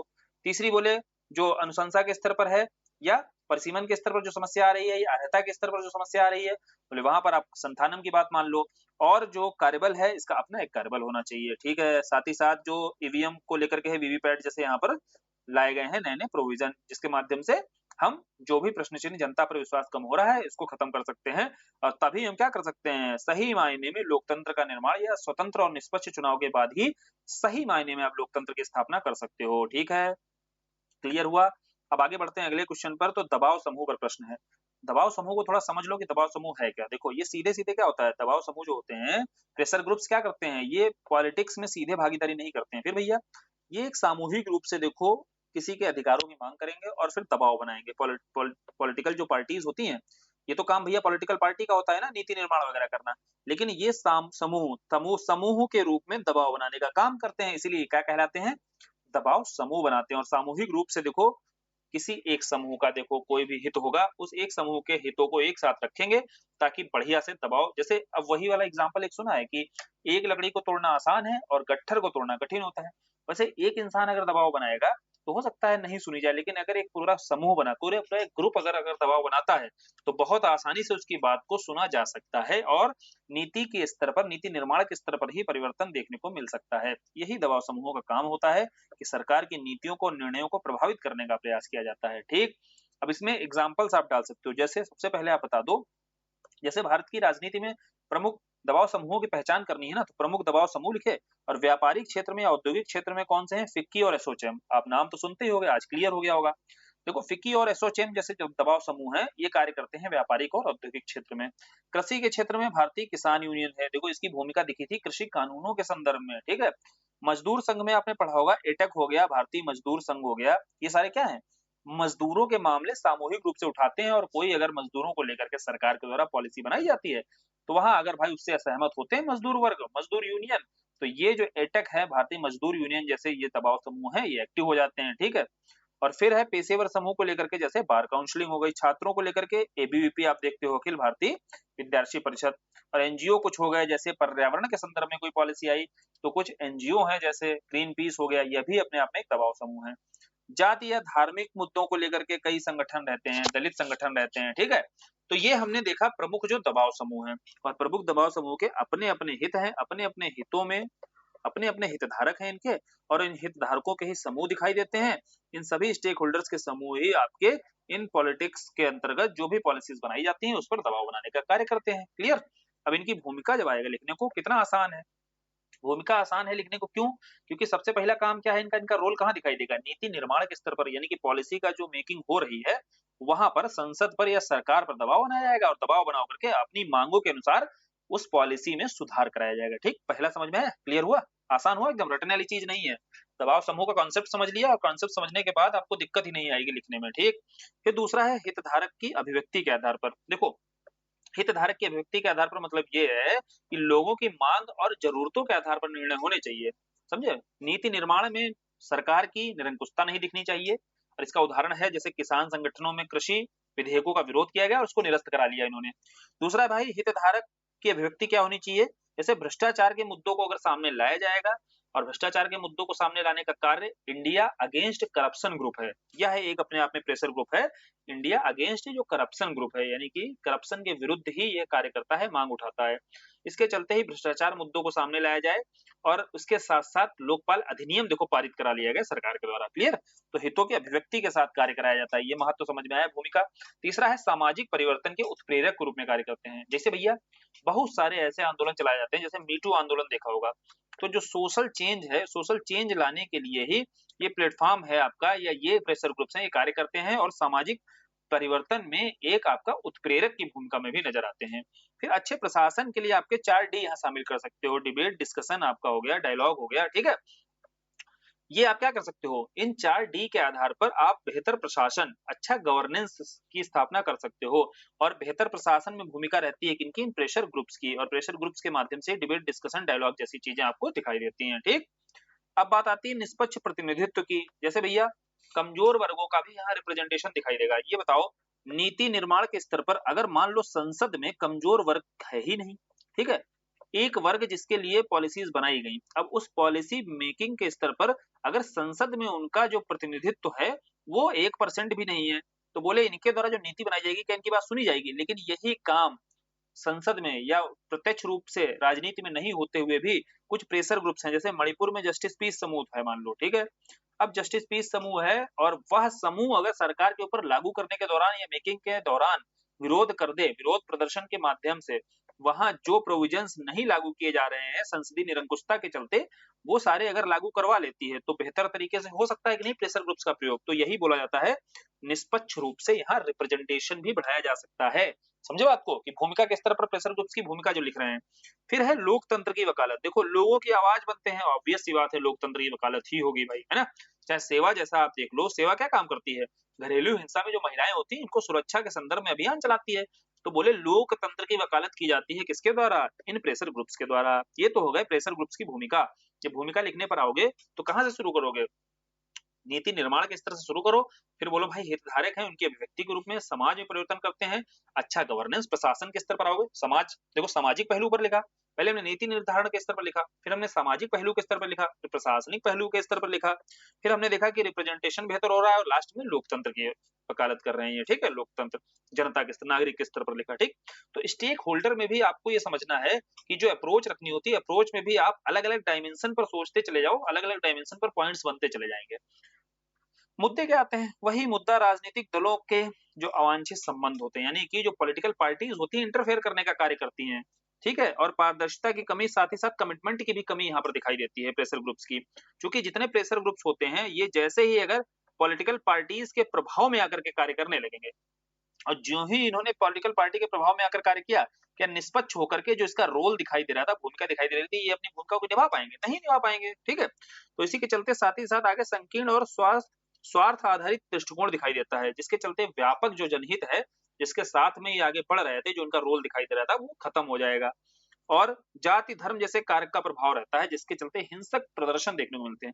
यानी कि जो प्रेशर ग्रुप्स हैं वहां पर किसी जाति विशेष का, किसी धर्म विशेष का, किसी जाति विशेष का, है ना, प्रजाति का आपका प्रभाव दिखाई देगा उस ग्रुप पर, और जैसे ही उसका प्रभाव दिखाई देगा तो वह केवल एक ही हित में काम करने लगेगा। जबकि सही मायने में देखा जाए तो सामूहिक रूप से उसको कार्य करना था, लेकिन यहाँ उसकी व्यक्तिगत जो विचारधारा का प्रभाव भी दिखाई देता है इन ग्रुप्स पर, और इसके चलते हिंसक प्रदर्शन होते हैं। तो ये हो गए कुछ मुद्दे प्रेशर ग्रुप से संबंधित। अब इसमें वे फॉरवर्ड में क्या बता सकते हो भाई? ऑब्वियस सी बात है, वही एकदम हरी भरी बातें करनी है कि पारदर्शिता और उत्तरदायित्व तो सुनिश्चित करनी चाहिए, संविधान और कानून के दायरे में कार्य करना चाहिए, सभी वर्गों का प्रतिनिधित्व हो ताकि जनहित की भावना हो। तो ये लिखना बहुत आसान है, ठीक है। ये लिखना इसलिए आसान है कि वे फॉरवर्ड हमने देख लिया, जहां मुद्दे हैं वहीं पर हमें वे फॉरवर्ड अपना बना देना है, ठीक, क्लियर। अब आगे बढ़ते हैं, अगला क्वेश्चन देख लेते हैं। अब देखते हैं इसके आगे क्या दिया हुआ है। देखो इसके आगे सिलेबस क्या है अपना, जन प्रतिनिधि अधिनियम, इसकी विशेषताएं, ठीक है। इसके बाद विभिन्न संवैधानिक पदों पर नियुक्ति, शक्तियां, कार्य और उसके उत्तरदायित्व, ठीक है। अब देखते हैं इस सिलेबस के इन टॉपिक्स पर कौन कौन से प्रश्न हमारे पूछे जा सकते हैं।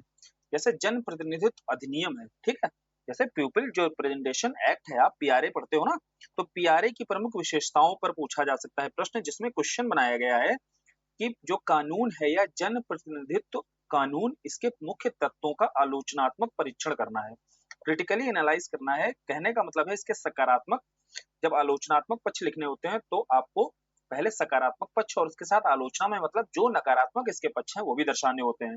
तो पहले जन प्रतिनिधि अधिनियम के उद्देश्य बता दो, क्या उद्देश्य था भाई? भारत में जो स्वतंत्र और निष्पक्ष चुनाव कराने थे ना, अब उस चुनाव के लिए हमारे पास आयोग था, इलेक्शन कमीशन, पढ़ लिया हमने, कार्य पढ़ लिए, मुद्दे पढ़ लिए और वे फॉरवर्ड देख लिया हमने। अब वो चुनाव कराने के लिए वैधानिक कोई अगर कोई कानून है हमारे पास, अब बोले उस कानून के संदर्भ में ही जन प्रतिनिधित्व कानून की स्थापना होती है और इसका निर्माण होता है, और इसके संदर्भ में इसका परीक्षण करना है कि आखिर कानून जो है कितना प्रासंगिक रहा और कितना प्रभावी रहा, ठीक है। जैसे इस कानून के प्रमुख तत्व देखेंगे, सबसे पहले क्या है, योग्यता और अयोग्यता का जो प्रावधान किया गया, अर्थात जो भी आप देखते हो इलेक्शंस में जो व्यक्ति खड़े होते हैं चुनाव में, तो वो चुनाव में खड़े हुए व्यक्ति अपराधी प्रवृत्ति का न हो, इस संदर्भ में उसके लिए योग्यता और अयोग्यता का निर्धारण किया गया भाई। ये हो गया इसका सकारात्मक पक्ष। और इसी के साथ इसका नकारात्मक पक्ष ये है कि अभी के समय क्या देख रहे हो, अभी के समय जितने भी आपके लोकसभा में हो चाहे विधानसभा में हो, चाहे सांसद के स्तर पर हो चाहे विधायक के स्तर पर हो, कितने परसेंट आपको देखने को मिलते हैं? 43%। अभी अगर 2019 की लोकसभा चुनाव में देखा जाए तो 43% हमारे पास सांसद ऐसे हैं जो आपराधिक प्रवृत्ति, जिनके ऊपर आपराधिक कोई ना कोई मामला चल रहा है। तो बोले देखो ये इसका एक नकारात्मक पक्ष है और इसका एक लूप होल है, यानी कि योग्यता और अयोग्यता, अयोग्यता के आधार पर जिन्हें बाहर रखने का प्रयास किया गया था इस कानून के माध्यम से, और इस कानून की प्रभाविता दिखती है कि अभी के समय की लोकसभा जो है इस बार की, उसमें 43% के आसपास तो ऐसे सांसद आ रहे हैं जिन पर कोई ना कोई क्रिमिनल केस है, ठीक है, और उसमें 25-30% के आसपास ऐसे हैं जिनके ऊपर कोई सीरियस क्राइम का केस लगा हुआ है। दूसरा, खर्च को लेकर के, ये चुनावी खर्च को लेकर के एक लिमिटेशन तय की जाएगी ना, एक डेडलाइन तय की गई। उस डेडलाइन में लोकसभा के लिए 95 लाख निर्धारित किया गया और विधानसभा के लिए मैक्सिमम 40 लाख निर्धारित किया गया। तो बोले इसके चलते क्या है, उम्मीदवारों के बीच भी एक संतुलन बना रहे, आर्थिक शक्ति संतुलन बना रहे। नहीं तो आप समझो कि अगर ये लिमिट नहीं तय की जाएगी तो जो गैप है आखिर जिसकी क्षमता नहीं रहेगी इतना खर्च करने की, तो कभी चुनाव में उतर ही नहीं पाएगा वो, है ना? तो बोले इससे ज़्यादा आप खर्च भी नहीं कर सकते हो। लेकिन फिर भी क्या है, नकारात्मक ये है कि लोग छुप कर के काले धन के रूप में, ब्लैक मनी के रूप में प्रयोग करते हैं। वो डेटा आता ही नहीं है कि कितना खर्च किया गया, ठीक है? और दूसरा क्या होता है कि मैक्सिमम लिमिट तक जाकर के सीए के माध्यम से क्या करते हैं, अपने डेटा को इस तरीके से करते हैं कि जो मैक्सिमम लिमिट है, हमारा जो खर्च है उतना ही आता है, ठीक है? तो इस तरीके की धांधली भी कर ली जाती है। तो चुनावी खर्च को लेकर के जो प्रावधान किया गया उसका सकारात्मक और नकारात्मक। सकारात्मक क्यों था? ताकि असमान जो आर्थिक शक्ति संतुलन है वो बना रहे, ठीक है? अब धार्मिक और भाषाई जाति अपीलों को लेकर के प्रतिबंध लगाया गया। जैसे भैया यहाँ बोला जाता है कि क्यों, इसका सकारात्मक पक्ष क्या है कि सांप्रदायिक सौहार्द बना रहे। नकारात्मक ये होता है कि फिर भी खुलेआम आपने देखा होगा रैली आदि में जाति के आधार पर, धर्म के आधार पर उसका खुलेआम प्रयोग किया जाता है, ठीक है? इस बार के चुनाव में भी ये देखने को मिला होगा। और फिर आते हैं इसी कानून के तहत, पीआरए के तहत ही आपका निर्वाचन आयोग का भी रोल बताया गया है और इसका रोल क्या है? स्वतंत्र और निष्पक्ष चुनाव कराना है। लेकिन इसमें नेगेटिव में आप क्या जाओगे? यहाँ पर बताओगे कि भैया इस निर्वाचन आयोग की निष्पक्षता पर सवाल उठ रहे हैं, इसके ऑटोनॉमी पर, स्वायत्तता पर सवाल उठ रहे हैं लगातार, ठीक है? फिर न्यायिक व्यवस्था पर देखते हैं, तो न्यायिक व्यवस्था को लेकर के जो चुनाव परिणाम को लेकर के जो चुनौती देने का अधिकार है, वो चुनाव याचिकाओं व न्यायाधिकरण की इसकी व्यवस्था की गई है इसमें, ठीक? और नेगेटिव में जाओगे तो चुनाव याचिकाएं जो रहती हैं, जो याचिकाएं डाली जाती हैं, वो लंबे समय तक लंबित पड़ी रहती है, कई वर्षों तक लंबित रहती हैं। ये उसका नेगेटिव है एस्पेक्ट। जो न्यायिक व्यवस्था है, उसमें आपको बहुत दिनों तक याचिकाएं, कई वर्षों तक लंबित दिखाई देती हैं, ये इसका एक नेगेटिव है। अब चुनाव प्रक्रिया के माध्यम से आप बताओ कि इसमें जो चुनाव प्रक्रिया है, इसमें स्वतंत्र और निष्पक्ष चुनाव के संचालन की बात की गई है ना? जिसमें क्या देखा था, जहां हमने प्रशासनिक कार्य देखे थे चुनाव आयोग के, अधिसूचना हो गया, मतदाता सूची, मतदाता प्रक्रिया, इन सबको नियंत्रित करता है और इसके लिए स्वतंत्र और निष्पक्ष चुनाव होगा, इसके लिए ही आपका इलेक्शन कमीशन का गठन किया गया। तो ये ऑब्जेक्टिव था, ये सकारात्मक पक्ष था। लेकिन होता क्या भैया, यहाँ दिक्कत ये आती है कि ईवीएम को लेकर के दिक्कत, मतदान सूची को लेकर के, बूथ कैप्चरिंग को लेकर के, ये सारे नकारात्मक पक्ष में आपको बता देने हैं, ठीक? क्लियर? अब कानून की प्रभाविता भी इससे पता चल रही है। जो नकारात्मक पहलू है, इन पर अगर कार्य नहीं किया गया तो कोई भी कानून है, वो कानून आपका सफल कब माना जाएगा? जब उसका इम्प्लीमेंटेशन भी सफलतापूर्वक हो। अब वे फॉरवर्ड जब जाओगे तो वे फॉरवर्ड में बताना है कि जो जनमत संग्रह है, इस पर प्रतिबंध, ठीक? जो जनमत सर्वेक्षण है आपका, इस पर प्रतिबंध लगाने की जरूरत है। देखो समझो आप, जब इलेक्शंस होते हैं, इलेक्शन के दौरान क्या होता है, जनमत सर्वेक्षण करके भी आप क्या कर सकते हो, लोगों की जो वोट देने की जो मंशा है, मानसिकता है, उसको आप परिवर्तित कर सकते हो। क्योंकि जनमत अगर यह किसी पूर्वाग्रह से ग्रसित होकर के जनमत जो सर्वेक्षण अगर करा लिया गया, न्यूज चैनल्स के द्वारा जो जनमत सर्वेक्षण कराया जाता है, अगर किसी पूर्वाग्रह से ग्रसित होकर कराया गया, तो उसी आधार पर वोटिंग की राय बदल जाती है लोगों की, ठीक है? तो इसका एक नकारात्मक प्रभाव पड़ता है। दूसरा है भाई, जो संशोधन कर झूठी घोषणा करते हैं, उनको क्रिमिनल अपराध की श्रेणी में डाला जाना चाहिए। जो झूठी घोषणा करके आते हैं और बताते नहीं भाई, जैसे बेनामी संपत्ति के आधार पर केस चलना चाहिए उनके ऊपर, है ना? तो ये अपराधी में उसको शामिल करना चाहिए, उनको क्राइम के अंतर्गत लाना चाहिए, जो भी झूठी घोषणा करते हैं, ठीक? अब है निर्वाचन आयोग को लेकर के है, उसको स्वायत्त थोड़ा बनाने की जरूरत है। इसका व्यय जो है, जो भी समस्या वहां देखी थी ना, जो इसको व्यय को लेकर समस्याएं थी, उसको कंसोलिडेटेड फंड, संचित निधि पर भारित कर देना चाहिए और चुनाव का वित्त पोषण, इसमें धन की भूमिका को थोड़ा कम करने की जरूरत है। और धन की भूमिका कम करने के चलते, अगर नहीं की जाती, इसके चलते ही धन बाहुबल जो होते हैं, बाहुबली, इनका अपराधी प्रवृत्ति के साथ साथ इनके पास धन बाहुबल भी होता है, धन भी होता है और पावर भी होती है। तो इसके चलते ही ये राजनीति में आते हैं और राजनीति के बाद में फिर ये समस्याएं देखने को मिलती हैं निर्वाचन के क्षेत्र में, ठीक है? अब उसके बाद में अपराधी प्रवृत्ति के जो उम्मीदवार हैं, इनको रोकने के लिए प्रावधान करने की जरूरत है और इसमें इलेक्शन कमीशन को नॉर्म्स बनाने चाहिए, ताकि कोई अपराधी प्रवृत्ति के जो 43% आदमी बैठा हुआ है, वो 43% आदमी को बाहर रखा जा सके। क्लियर? तो अब आते हैं, इनकी खामियों को दूर करते हुए ही हम पारदर्शी, प्रभावी, निष्पक्ष चुनाव प्रणाली का निर्माण कर सकते हैं। वही सकारात्मक तरीके से कंक्लूजन देना है। तो ये हो गया हमारा पीआरए पर अगर क्वेश्चन आता है। अगला क्वेश्चन देखो कहां बन सकता है, स्वतंत्र निकाय के रूप में कार्य करते हुए कैग। तो ये प्रश्न किस पर है? ये हमारी थीम है कैग। अब बोले कैग पर प्रश्न बनना है और इसमें पूछ रहा है ये कार्यपालिका के प्रति वित्तीय जवाबदेहिता को किस प्रकार सुनिश्चित करता है। अब ये बताना है, तो कैग पर जब क्वेश्चन आएगा तो पहले तो भैया इंट्रोडक्शन क्या है, आर्टिकल 148, आर्टिकल 148 बताया है और यहाँ बता दिया कि संवैधानिक प्राधिकारी के रूप में कैग का उपबंध किया गया है हमारे संविधान में। क्लियर? अब इसकी मेन बॉडी पर जब जाओगे तो सबसे पहले तो ये स्वतंत्र निकाय के रूप में है, ये बताते हुए कैसे कैग स्वतंत्र है। एक तो नियुक्ति को लेकर के, जैसे राष्ट्रपति के द्वारा निश्चित कार्यकाल है और हटाने की प्रक्रिया जो है, इस देखो राष्ट्रपति के द्वारा साथ ही निश्चित कार्यकाल इसका, और हटाने की प्रक्रिया बिल्कुल मुख्य न्यायाधीश के समान है, तो वह भी एक महाभियोग जैसी प्रक्रिया ही होती है। तो कैग को लेकर के इसके पद को स्वतंत्र बनाने के लिए ये संवैधानिक प्रावधान किए गए हैं। क्लियर। साथ ही साथ इसके कार्यों में कार्यपालिका का कोई हस्तक्षेप नहीं रहता है और सेवा शर्त जो है ये संसद के द्वारा निर्धारित की जाती है। ठीक, समझो यहाँ पर। यहाँ बात हो रही अभी कैग के पद की जो स्वतंत्रता है या ऑटोनॉमी है वो कैसे बनाकर रखी गई है संविधान में। अब प्रश्न की मांग थी कि कार्यपालिका की विधायिका के प्रति जवाबदेही सुनिश्चित करने में कैग की क्या भूमिका रहती है। अभी हमने देखा ना कि कैग को एक कार्यपालिका जो है अकाउंटेबल बनाई जाती है विधायिका के प्रति। उसमें हमने पीछे पहलू पढ़े थे, बहुत सारे टूल्स देखे थे, उसमें हम ये समितियों के आधार पर जब देख रहे थे ना, तो जब लोक लेखा समिति देखी थी हमने कि लोक लेखा समिति की भूमिका, तो लोक लेखा समिति जो है जब भी जांच करती है तो वो जांच किसकी रिपोर्ट की करती है, इस कैग के द्वारा ही जो रिपोर्ट तैयार की जाती है ना, आय व्यय की रिपोर्ट, उस आय व्यय की रिपोर्ट पर ही जांच किसके द्वारा की जाती है, लोक लेखा समिति के द्वारा की जाती है। समझ में आया।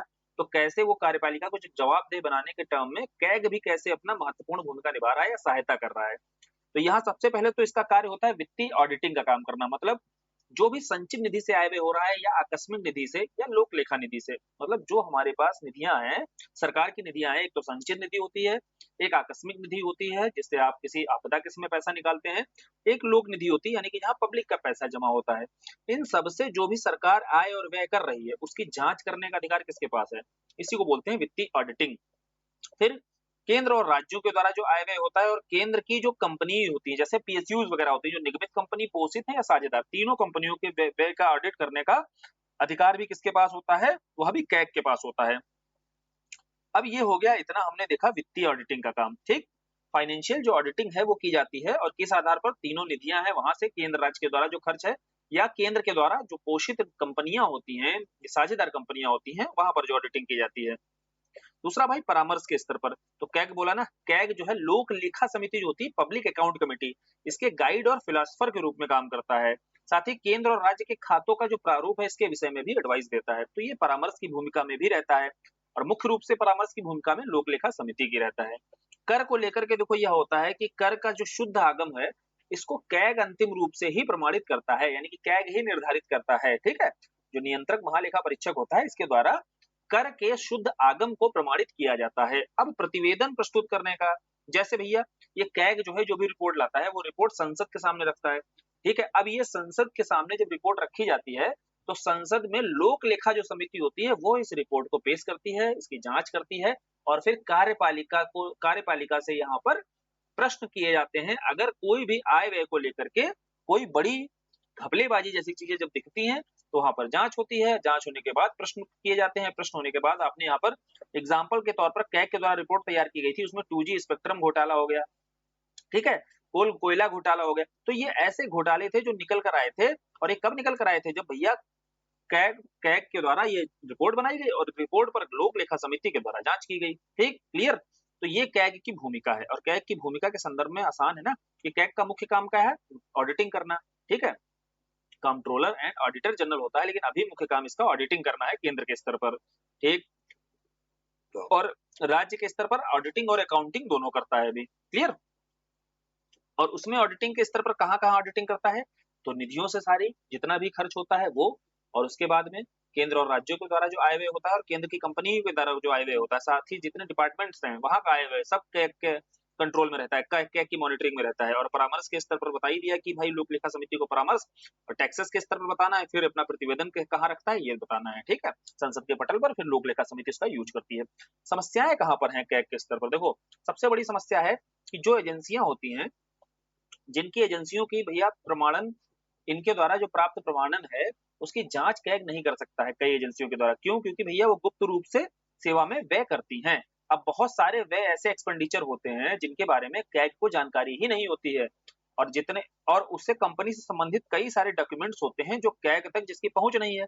इस संदर्भ में विनोद राय ने कहा, जब वो कैग थे और एक ईमानदार कैग के रूप में रहे, तो इनके द्वारा बोला गया, और इसीलिए हम देखते हैं कि विनोद राय साहब के द्वारा कुछ अनुशंसाएं दी गई कि कैग के इस पद में कैसे सुधार किया जा सकता है। तो जब भी वे फॉरवर्ड में बताना है तो कैग विनोद राय के द्वारा जो अनुशंसाएं दी गई, रिकमेंडेशन दी गई थी, उनको जरूर शामिल करना होता है।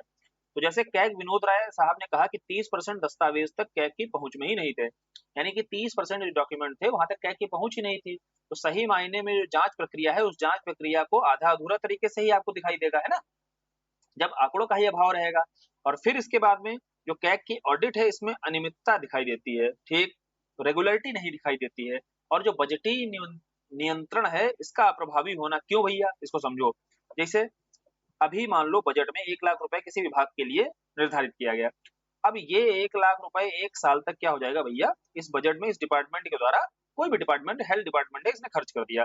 लेकिन इस 1 लाख को सही से खर्च किया गया है कि नहीं किया गया है, ये जाँच जो है पूरे 1 साल के बाद होती है, मतलब इसमें 1 साल लग जाता है। तो खर्च करने के बाद ये जाँच की जाती है कि सही से खर्च किया गया कि नहीं, इसी को बोलते हैं उत्तर बजटीय नियंत्रण, और इसके कारण ही ये अप्रभावी रहता है और इसीलिए इसको टूथलेस टाइगर भी बोला जाता है। टूथलेस टाइगर कहने का मतलब क्या है कि ऐसा टाइगर है जिसके दांत ही नहीं है, मतलब जांच तो करता है लेकिन जब तक खर्चा हो चुका है भैया, और जब खर्चा हो चुका है तो क्या ही उसकी प्रभावशीलता बचेगी। तो एक ये मुद्दा है, उठता है कि इसकी अप्रभावी क्यों बोला जाता है इसको, ठीक। वे फॉरवर्ड में जब जाओगे तो वे फॉरवर्ड में बताना है कि इसकी वित्तीय जवाबदेही सुनिश्चित करनी है, तो ब्रिटेन मॉडल को अपनाओ। ब्रिटेन में क्या करते हैं, ब्रिटेन में खर्च करने से पहले ही उसकी जांच होती है, और खर्च करने से जब पहले जांच होगी तभी हम खर्च करने के दौरान भी उसकी जवाबदेहिता को बढ़ा सकते हैं। फिर दूसरा वे फॉरवर्ड बताना है विनोद राय के द्वारा जो अनुशंसा दी गई। यहाँ बोला गया 3P को कैग के दायरे में लाना चाहिए, पीपीपी को, पब्लिक फंड कमिटीज जो कंपनीज हैं उसको, और पंचायती राज इंस्टीट्यूशंस हैं इन्हें भी किसके दायरे में लाना चाहिए, कैग के दायरे में लाने की जरूरत है। और कैग के अपॉइंटमेंट को लेकर इन्होंने बताया कि कोलोजियम जैसी व्यवस्था होनी चाहिए ताकि कैग के पद को भी और ऑटोनॉमी दी जा सके, ठीक है। और कॉमनवेल्थ ऑडिटर्स कॉन्फ्रेंस हुई, इसकी अनुशंसाओं को भी लागू करने की जरूरत है। तकनीकी रूप से एडवांस उत्कृष्ट, तकनीकी उत्कृष्टता की भी प्राप्ति होनी चाहिए। आखिर कैग भी आज के समय एआई के दौर में, इसे भी एआई का लाभ मिलना चाहिए, इस पद को भी, ठीक। कुल मिलाकर वे फॉरवर्ड में आपको समझ में आ गया क्या कहना है। वे फॉरवर्ड में सबसे बड़ी समस्या कहाँ की है, जो उत्तर बजटीय, जो इसका उत्तर बजटीय नियंत्रण रहता है। कहने का मतलब है जब खर्च हो जाता है उसके बाद नियंत्रण, यानी उससे बचने के लिए ब्रिटेन मॉडल अपनाओ, वहां पहले ही वैसे जांच शुरू हो जाती है। और विनोद राय साहब ने जो अनुशंसाएं दी वो अनुशंसाओं को लागू करने की जरूरत है, ठीक। अगला देखते हैं केंद्रीय सतर्कता आयोग पर। अब इसकी संरचना और कार्यों के बारे में लिखना है, उससे पहले आपको इंट्रोडक्शन के तौर पर बताना है।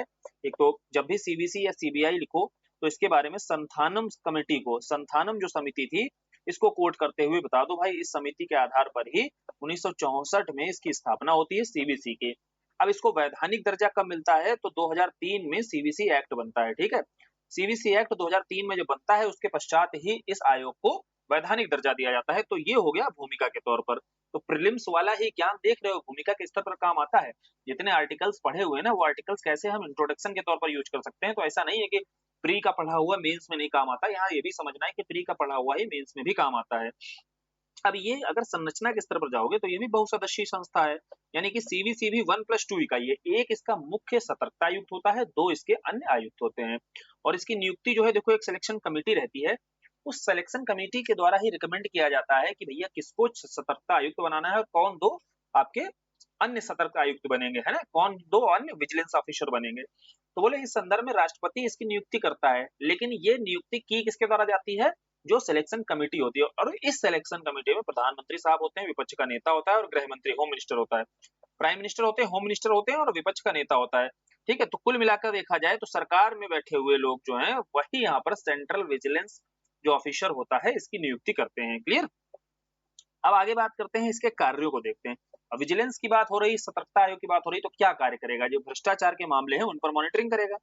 अब केंद्रीय सरकार के अधीन जो भी कर्मचारी हैं, अगर भ्रष्ट मामलों में उसकी जांच करनी है तो उस संदर्भ में कौन कार्य करता है, उनके भ्रष्टाचार जैसे मामलों की जांच करने के लिए हमारे पास सीबीसी है।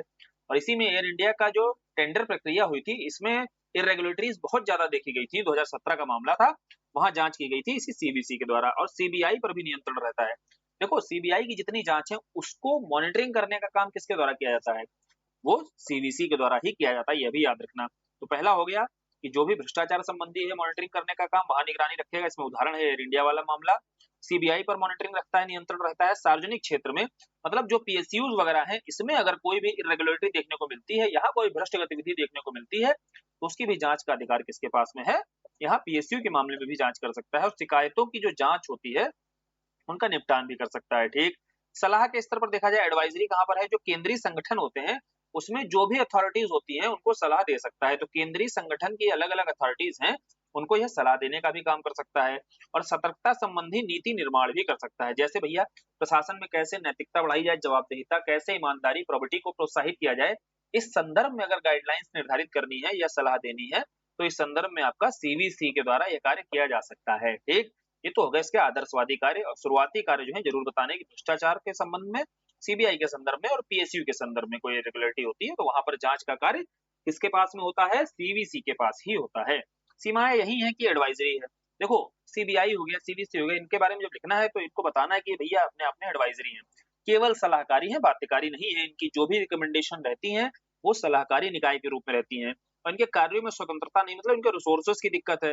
दूसरा क्या है, इनका जो बहुत सीमित, सीबीआई पर जो नियंत्रण है ना बहुत सीमित मात्रा में रहता है, ठीक है। और जो राज्य कर्मचारियों पर इनका अधिकार नहीं रहता है, ठीक। सीवीसी का जो अधिकार है वो राज्य कर्मचारियों पर नहीं रहता है, इस मामले में सीबीआई को अधिकार ज्यादा प्राप्त है।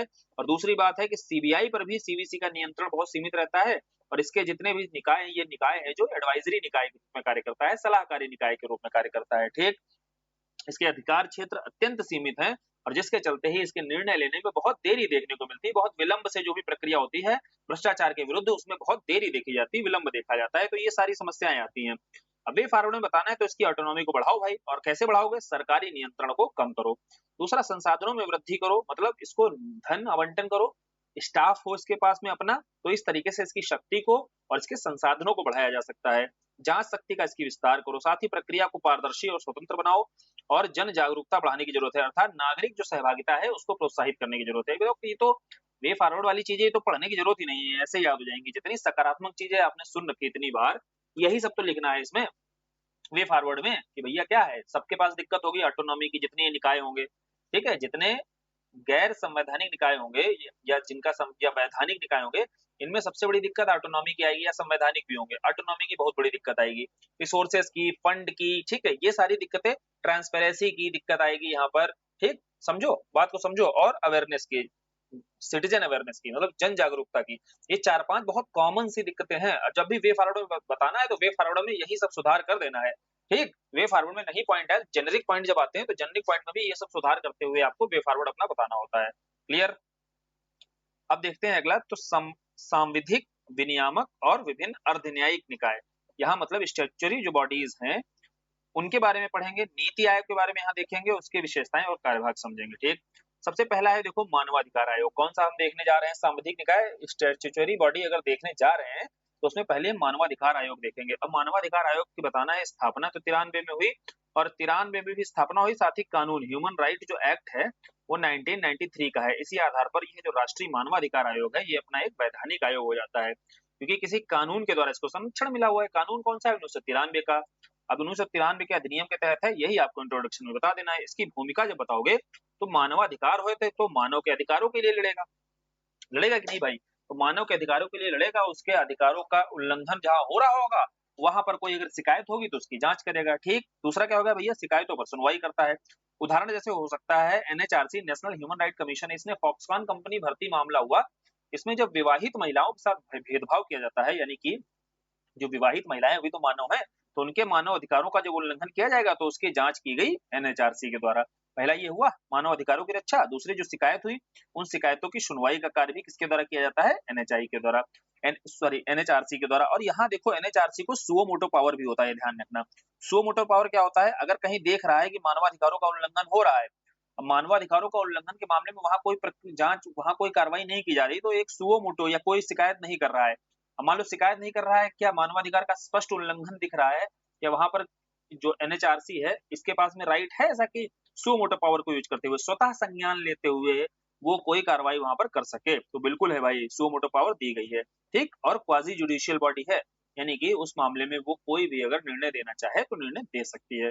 मानवाधिकार की शिक्षा का भी अधिकार इसके पास, यानी कि लोगों को जागरूक करने के संदर्भ में, जैसे इसमें मानवाधिकार सप्ताह हो गया, मानवाधिकार क्लब हो गया, ऐसी स्थापनाएं की गई, कुछ ऐसे इनोवेशन भी किए गए, क्योंकि इसके पास अधिकार है मानवाधिकार संबंधी शिक्षा देने का। कानूनी सुधार और कानूनी सहायता के संदर्भ में देखो, नीतियों में सुधार हो या मानवाधिकार से जो पीड़ित लोग होते हैं उन लोगों की सहायता, उन लोगों को सहायता प्रदान करना, तो इस मामले में कानूनी सुधार और कानूनी सहायता का भी कार्य किया जाता है, ठीक। आगे चलते हैं जेलों और हिरासत केंद्रों के निरीक्षण को लेकर के, देखो समझो यहाँ पर जेल और जितने भी हिरासत केंद्र हैं इस संदर्भ में यहाँ मानवाधिकार की स्थिति का मूल्यांकन किया जाए। जैसे जेल सुधार में हम लोग भी बढ़िया एग्जाम्पल पढ़ते हैं किरण बेदी का, ठीक है। किरण बेदी ने क्या किया था, जो जेल वगैरह थी यहाँ पर इनके सुधारों के संदर्भ में काम किया था, ना कि कोई दंडात्मक कार्रवाई करते हुए, क्लियर। और वैसे ही यहाँ मानवाधिकार आयोग के द्वारा क्या किया गया, 2019 में उत्तर प्रदेश के एक जेल में जो भी कैदी थे इनके साथ दुर्व्यवहार कितना हो रहा है, कितना नहीं हो रहा है, इस संदर्भ में इनके मानवाधिकारों को, यानी कि कैदी भी मानव है और उसके भी मानवाधिकार हैं और उनका अगर उल्लंघन तो नहीं हो रहा है, इस संदर्भ में देखो जेल और हिरासत केंद्रों का भी निरीक्षण वह कर सकता है और ऐसा किया गया है उत्तर प्रदेश की जब जेलों में कैदियों के साथ दुर्व्यवहार की जांच की गई थी, किसके द्वारा? मानवाधिकार आयोग के द्वारा। क्लियर हुआ? उदाहरण के साथ क्लियर हुआ। अब देखो देखते हैं रिसर्च को लेकर, अनुसंधान को लेकर के, जैसे मानवाधिकार के क्षेत्र में अनुसंधान का कार्य करना जरूरी है और इसमें सरकार को सुधार हेतु तो सुझाव दिए जा सकते हैं। ठीक, ये आप बता सकते हो अनुसंधान और सिफारिशों के स्तर पर कि मानवाधिकार के संदर्भ में रिसर्च किया जाता है, अनुसंधान संबंधी कार्य किए जाते हैं और वहां पर कोई भी रिपोर्ट होती है वो राष्ट्रपति के समक्ष रखी जाती है या सरकार को इस संदर्भ में सुझाव दिए जाते हैं और एनएचआरसी में कोई सुधार करना चाहे तो सरकार यहाँ पर कर सकती है। ठीक, क्लियर? तो मानवाधिकार के कार्य क्लियर हो गए। कार्य कहाँ से शुरू करने हैं? वही मानवाधिकार की रक्षा से, फिर शिकायतों पर कोई भी निवारण करना है वहां से, फिर उसके मानवाधिकार संबंधी शिक्षा देनी है तो उसमें उसमें जो इनोवेशन किए जा रहे हैं जैसे मानवाधिकार सप्ताह, मानवाधिकार क्लब, इनकी चर्चा करनी है, कानूनी सुरक्षा है अगर तो वह बताना है और जेलों और हिरासत केंद्रों में भी अगर निरीक्षण संबंधी कार्य किया जा रहा है तो वो बता करके, फिर रिसर्च संबंधी अगर कोई कार्य किया जा रहा है, अनुसंधान और सिफारिशें, तो वो बताकर कंक्लूड करना है। ये इसके प्रमुख कार्य हो जाएंगे। अब इन कार्यों के आधार पर ही बोला जाता है एनएचआरसी एक आवश्यक प्रहरी के रूप में कार्य करता है, लेकिन इसकी अगर प्रभावशीलता बढ़ानी है तो संरचनात्मक सुधार करो आप, जो स्ट्रक्चरल सुधार की जरूरत है, राजनीतिक इच्छा शक्ति जरूरी होती है और तभी एक न्यायपूर्ण व न्यायोचित समाज के साथ साथ लोकतंत्र की नींव को भी मजबूत किया जा सकता है। ठीक भाई, तो ये शब्द देख लो, इन शब्दों को प्रयोग करना सीख लो और इन शब्दों को प्रयोग करते हुए ही हमें कंक्लूड करना होता है। अब नीति आयोग आ गया भाई। नीति आयोग की स्थापना कब हुई थी? 2015 में। क्यों हुई थी भैया? योजना आयोग की जगह हुई थी। प्रश्न कह रहा है उल्लेख करते हुए आयोग के गठन के कारण, कारण हम बताएंगे, फिर उद्देश्य, फिर कार्यों का वर्णन करना है। ठीक, तो नीति आयोग कब आता है भैया? 2015 में आता है। इसके पहले तक क्या था? योजना आयोग था, इतना तो पता ही होगा। अब योजना आयोग के द्वारा पंचवर्षीय योजना लाई जाती थी जहां पर 5 वर्ष के लक्ष्य निर्धारित किए जाते थे और वहीं जो नीति आयोग है इसके द्वारा 15 वर्ष का टारगेट रखा गया। ठीक है, इसमें 7 वर्ष, इसमें 3 वर्ष का विजन, 7 वर्ष की स्ट्रेटजी और 15 वर्ष का विजन, मतलब अप्रोच एक रखा गया। 3 वर्ष का अप्रोच, 7 वर्ष का विजन और 15 वर्ष की स्ट्रेटजी रखी गई। ठीक, क्लियर? तो ये पूरा का पूरा देखो 15 वर्षीय दीर्घकालिक जो है विजन के साथ में कार्य करता है नीति आयोग। योजना आयोग जो था 5 साल के लिए कार्य करता था, ये 15 साल के लिए है। दूसरी बात है कि योजना आयोग जो था वो टॉप टू बॉटम अप्रोच पर था, यानी कि ऊपर के लेवल से नीतियां बनाई जाती हैं। यहाँ समझ लेना, बहुत चीजें आगे एकदम स्पीड में होंगी रिवाइज। यहाँ योजना आयोग में देखो ऊपर के स्तर से नीतियां बनाई जाती थी, टॉप टू बॉटम अप्रोच, और फिर नीचे उसको इम्प्लीमेंट किया जाता था। वहीं जो नीति आयोग है इसमें बॉटम टू अप अप्रोच रखा जाता है, यानी कि यहाँ नीचे के स्तर से सभी जन समुदाय को शामिल करते हुए, सभी मुख्यमंत्रियों को शामिल करते हुए नीतियां बनाई जाती हैं और फिर उसको ऊपर के लेवल तक धीरे धीरे एग्जीक्यूट किया जाता है। क्लियर? तो ये है टॉप टू डाउन और ये है डाउन टू अप अप्रोच। ठीक है, तो ये अलग अलग अप्रोच पर काम करता है योजना आयोग और नीति आयोग। इसके अलावा और योजना आयोग नीति आयोग में देखो क्या है कि योजना आयोग में जो केंद्र के स्तर पर केंद्र की प्रधानता ज्यादा रहती थी और वही जब नीति आयोग पर आओगे तो सहकारी संघवाद को बढ़ावा दिया जाता है। सहकारी संघवाद का मतलब ये है जब आप राज्यों को भी और राज्यों को के भी आप अगर अधिकारों को यहाँ शामिल करते हो, मान्यता देते हो, या राज्यों के भी निर्णयों को यहाँ पर मान्यता देते हो। क्लियर? समझ में आया? तो योजना आयोग और नीति आयोग में मोटा मोटा अंतर समझ में आया। जब भूमिका बनानी होगी तो वही इसका उद्देश्य क्या था और उद्देश्य के साथ साथ कब इसकी स्थापना हुई बताते हुए शुरुआत करनी है। और फिर भैया इसके पुनर्गठन की लेकर के क्या है, इसका अध्यक्ष है और इसके आपके उपाध्यक्ष हैं सुमन बेरी इस समय, और इसके 4 पूर्णकालिक सदस्य होते हैं, 4 इसके पदेन सदस्य। पदेन में रक्षा मंत्री, गृह मंत्री, वित्त मंत्री और कृषि मंत्री रहते हैं। साथ ही आगे बात करते हैं इसके गठन का कारण क्या था। पहला कारण क्या था, हमने इसे समझा, इसे समझो, बिल्कुल लिखना रटना नहीं है। योजना आयोग की जगह आया भाई, ठीक है भाई, पहला योजना आयोग की जगह। दूसरा हमने देखा सहकारी संघवाद था, यहाँ पर था। तीसरा हमने देखा बॉटम टू अप्रोच था। ये सारे शब्द दिखने चाहिए क्योंकि ये जो है प्रमुख कारण थे नीति आयोग के गठन के। पहला योजना को रिप्लेस करना था क्योंकि अप्रासंगिक हो रहा था समय के साथ। दूसरा कोऑपरेटिव फेडरलिज्म बढ़ाना था। तीसरा इसका अप्रोच जो था, और चौथा भैया इनोवेशन को बढ़ावा देना था। किस संदर्भ में? इसमें जो आपका जैसे अंत्योदय हो गया, समावेशिता हो गई, ग्राम्य सहभागिता जैसे कार्यक्रम हो गए। इस संदर्भ में आपको बताना है कि लचीले और नवाचार को भी बढ़ावा देने के लिए एक फ्लेक्सिबल और इनोवेशन को बढ़ावा देने वाली एक संस्था की आवश्यकता थी, और संस्था की जब आवश्यकता लगी तो फिर भैया योजना आयोग की जगह हम नीति आयोग को लेकर आ गए। ठीक, समझ में आया गठन का कारण? और कोई वैसा कठिन लगा है ना, क्योंकि पीछे पहले हमने समझ लिया कि नीति आयोग का गठन क्यों हुआ। इसका ऑब्जेक्टिव क्या रहेगा? वही ऑब्जेक्टिव रहेगा, सहकारी संघवाद, कमजोर वर्गों पर, ठीक है, ध्यान केंद्रित करना, और जो दीर्घकालिक नीतियां हमने बताई उसका ढांचा तैयार करना, मॉनिटरिंग और सुधार करना। नवाचार प्रौद्योगिकी तो हम देख ही चुके हैं, आर्थिक नियोजन और नीति निर्माण का कार्य, ये एक भी ऐसे नहीं है कि ना लिख पाओ, ठीक है, और जितने और सोच सकते हो और भी सोच सकते हो यहाँ पर, ठीक। अब इसके कार्य क्या है? सबसे पहला भैया नीति सलाह का कार्य करेगा। जैसे सरकार को अलग-अलग क्षेत्रों में जो पॉलिसी के स्तर पर कोई भी अगर सुझाव देना होगा, तो सुझाव देने का कार्य किसका होगा? नीति आयोग का होगा। राज्यों के समन्वय के स्तर पर देखो क्या है, क्षेत्रों में राज्य जो विकास प्राथमिकता है, इसके क्षेत्रों और रणनीतियों पर राज्य सरकार के साथ सहयोग स्थापित करेगा। फिर बात आती है ग्रामीण विकास योजनाओं के पहलों को क्रियान्वित करने का कार्य करता है, ठीक? तो चाहे नीतिगत स्तर पर हो और फिर चाहे राज्य के स्तर पर हो, चाहे ग्रामीण के स्तर पर हो, चूँकि डाउन टू अप अप्रोच के साथ में, बॉटम टू अप अप्रोच के साथ में कार्य कर रहा है, तो हर स्तर पर क्या करेगा? हर स्तर पर यह नीतियों में सुझाव देने का कार्य करेगा ताकि बेहतर से बेहतर नीति निर्माण हो सके और सतत विकास की अवधारणा स्थापित हो सके। क्लियर? इसका विजन क्या है? विजन तो यही है, सतत विकास लक्ष्य की ओर भारत जो है तेजी से अग्रसित हो सके। क्लियर? अब इसके साथ और क्या कार्य किए जाते हैं? इसके साथ और इनोवेटिव कार्य, एक तो सहकारी संघवाद जैसे कार्य हैं ही, एक और चीज़ होती है हमें देखने को मिलती है प्रतिस्पर्धात्मक संघवाद, ठीक? प्रतिस्पर्धात्मक संघवाद में क्या होता है, जैसे हमने पीछे ही पढ़ा है कि कई सारे इंडेक्सेस, एसडीजी इंडिया इंडेक्स, बहुआयामी गरीबी सूचकांक, ये ऐसे सूचकांक होते हैं जहाँ यहाँ राज्यों की रैंकिंग निकाली जाती है और राज्य इसमें प्रदर्शन के आधार पर रैंक पाते हैं, ठीक है? तो अब यहाँ क्या करेंगे राज्य? एक दूसरे के साथ प्रतिस्पर्धा देखेंगे और बेहतर इन क्षेत्रों में काम करेंगे, ठीक? चाहे सतत विकास के क्षेत्र में हो, चाहे बहुआयामी गरीबी के निवारण के संदर्भ में हो। तो ये एक शानदार पहल है, जो नीति आयोग के द्वारा की जाती है, ठीक? शुरू की गई है। और विकसित भारत एट द रेट 2047 जो पहल की गई, इसके तहत नया स्ट्रेटेजिक रोड मैप तैयार किया गया है, जो 2047 तक विकसित भारत बनाना है, उस संदर्भ में एक रोड मैप तैयार कर दिया। ये रहा भैया 2037 विकसित भारत, एक और ये है पूरा रोड मैप। और रोड मैप कैसे जा रहा है? विकसित भारत एट द रेट 2047, यहाँ स्ट्रेटजीज बनाई जाएंगी, स्ट्रेटजीज को फॉलो करते हुए भारत को 2047 तक विकसित भारत बनाना है। इसमें नीति आयोग के द्वारा ही जो भी इनोवेशंस लाए जा रहे हैं, उन सारे इनोवेशंस को एग्जीक्यूट करने की जरूरत है, इंप्लीमेंट करने की जरूरत है। क्लियर? तो नीति आयोग की भूमिका समझ में आ गई, उसके कार्य समझ में आ गए होंगे और उसके उद्देश्य, साथ ही साथ उसकी संरचना और उसके गठन के कारण, सब कुछ हमने यहाँ पर समझ लिया है। अब बात करते हैं राज्यसभा के सभापति के रूप में भारत के उपराष्ट्रपति की भूमिका का उल्लेख करना है यहाँ पर भाई। तो उपराष्ट्रपति महोदय के बारे में अगर चर्चा संवैधानिक स्तर पर, देखो इंट्रो में क्या बताओगे? आर्टिकल देखो 63 बता दो या आर्टिकल 64 बता दो। 63 में देखो उपराष्ट्रपति का पद है, इस बारे में चर्चा है, और 64 में बताया गया है कि उपराष्ट्रपति राज्यसभा के पदेन सभापति होते हैं। क्लियर? तो पदेन सभापति मतलब देखो भैया, जो उपराष्ट्रपति के पद पर होगा ना, वही राज्यसभा का सभापति होगा। इसका मतलब ये होता है पदेन सभापति का, जो उस पद पर होगा। और पदेन सभापति कौन होता है? उपराष्ट्रपति। उपराष्ट्रपति के पद पर जो भी बैठा होगा, जैसे जगदीप धनखड़ साहब हैं बैठे हुए, तो वो उपराष्ट्रपति के पद पर है ना, तो वही उपराष्ट्रपति जो है वो राज्यसभा का सभापति होगा।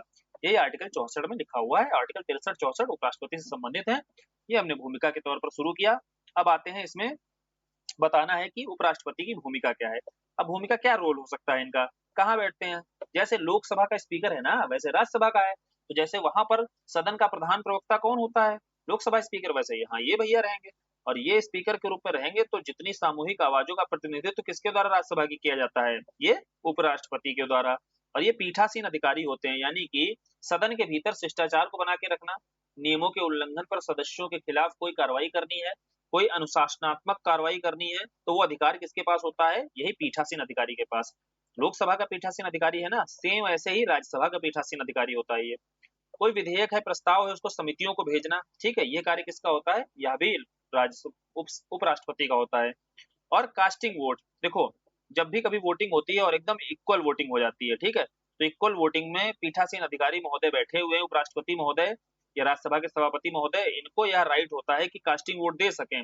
और ये कास्टिंग वोट के आधार पर ही जो है वो एक निर्णायक मत होता है, इसके आधार पर तय होता है कि बहुमत किसकी तरफ रहेगा, ठीक, जब बराबर की स्थिति होती है। जैसे 100 लोग हैं, 50-50 वोट दिए, अब बोले एक उपराष्ट्रपति महोदय इधर बैठे हुए हैं, तो इनको एक निर्णायक मत देने का अधिकार है, यहाँ पर राइट है। और सभापति के रूप में इनके कर्तव्य क्या है? सदन को स्थगित करना, कोरम के अभाव में विलंब करना, है ना, दल बदल के संदर्भ में कोई निर्णय लेना। तो ये क्या होते हैं? ये इनके सभापति के रूप में जो है सारे निर्णय लेने होते हैं। सेम जैसे लोकसभा स्पीकर होता है ना सभापति, वैसे ही यहाँ पर सारे होते हैं। और अन्य में जैसे सदन और उसके सदस्यों के अधिकारों के विशेषाधिकार का संरक्षण करना, सदस्यों के द्वारा उठाए गए जो बिंदु हैं, जो भी औचित्य के बिंदुओं पर निर्णय लेने का अधिकार भी किसका होता है? उपराष्ट्रपति महोदय का होता है। अब जब कंक्लूड करना है, कंक्लूजन में बता देना है कि राष्ट्रपति राज्यसभा के सभापति के रूप में उपराष्ट्रपति के द्वारा जो भी भूमिका निभाई जाती है, इसमें संसदीय लोकतंत्र की परंपराओं को समृद्ध करने में प्रभावी रही है। ये जो भी ये आपकी महत्वपूर्ण भूमिका रही है और जो भी उपराष्ट्रपति के द्वारा सभापति के रूप में अपनी भूमिका निभाई गई है, इन सब ने लोकतंत्र की जो परंपराएं हैं इनको समृद्ध करने का कार्य किया है। ठीक है, जो लोकतांत्रिक परंपराएं चली आ रही हैं, और साथ ही साथ इसके चलते जो राज्यसभा की भूमिका पर प्रश्न बनते हैं, उसकी प्रभावशीलता को भी बढ़ाया है। यह भी आप कनेक्ट कर सकते हो, यानी कि चूंकि राज्यसभा का सभापति है तो इसके चलते राज्यसभा की जो प्रभावशीलता है इसको भी बढ़ाने का काम किया है। ठीक है, अब जैसे ये क्वेश्चन है, ठीक, अब देखते हैं लास्ट। तो देखो इसमें क्या है, सरकारी नीति क्षेत्रों में विकास के हस्तक्षेप कार्यान्वयन के मुद्दे में ICT, information and communication technology. देखो सरकारी नीतियों के मामले में, गवर्नमेंट पॉलिसीज के मामले में जब आईसीटी की भूमिका बताओगे, इंफॉर्मेशन एंड कम्युनिकेशन टेक्नोलॉजी की, तो बेसिकली इंट्रोडक्शन में बताना है कि ये देखो सीधी सी बात है, आईसीटी का प्रयोग होगा तो सरकार की नीतियों में पारदर्शिता बढ़ाई जाए, उत्तरदायित्व या प्रभावशीलता बढ़ाई जाए। क्लियर?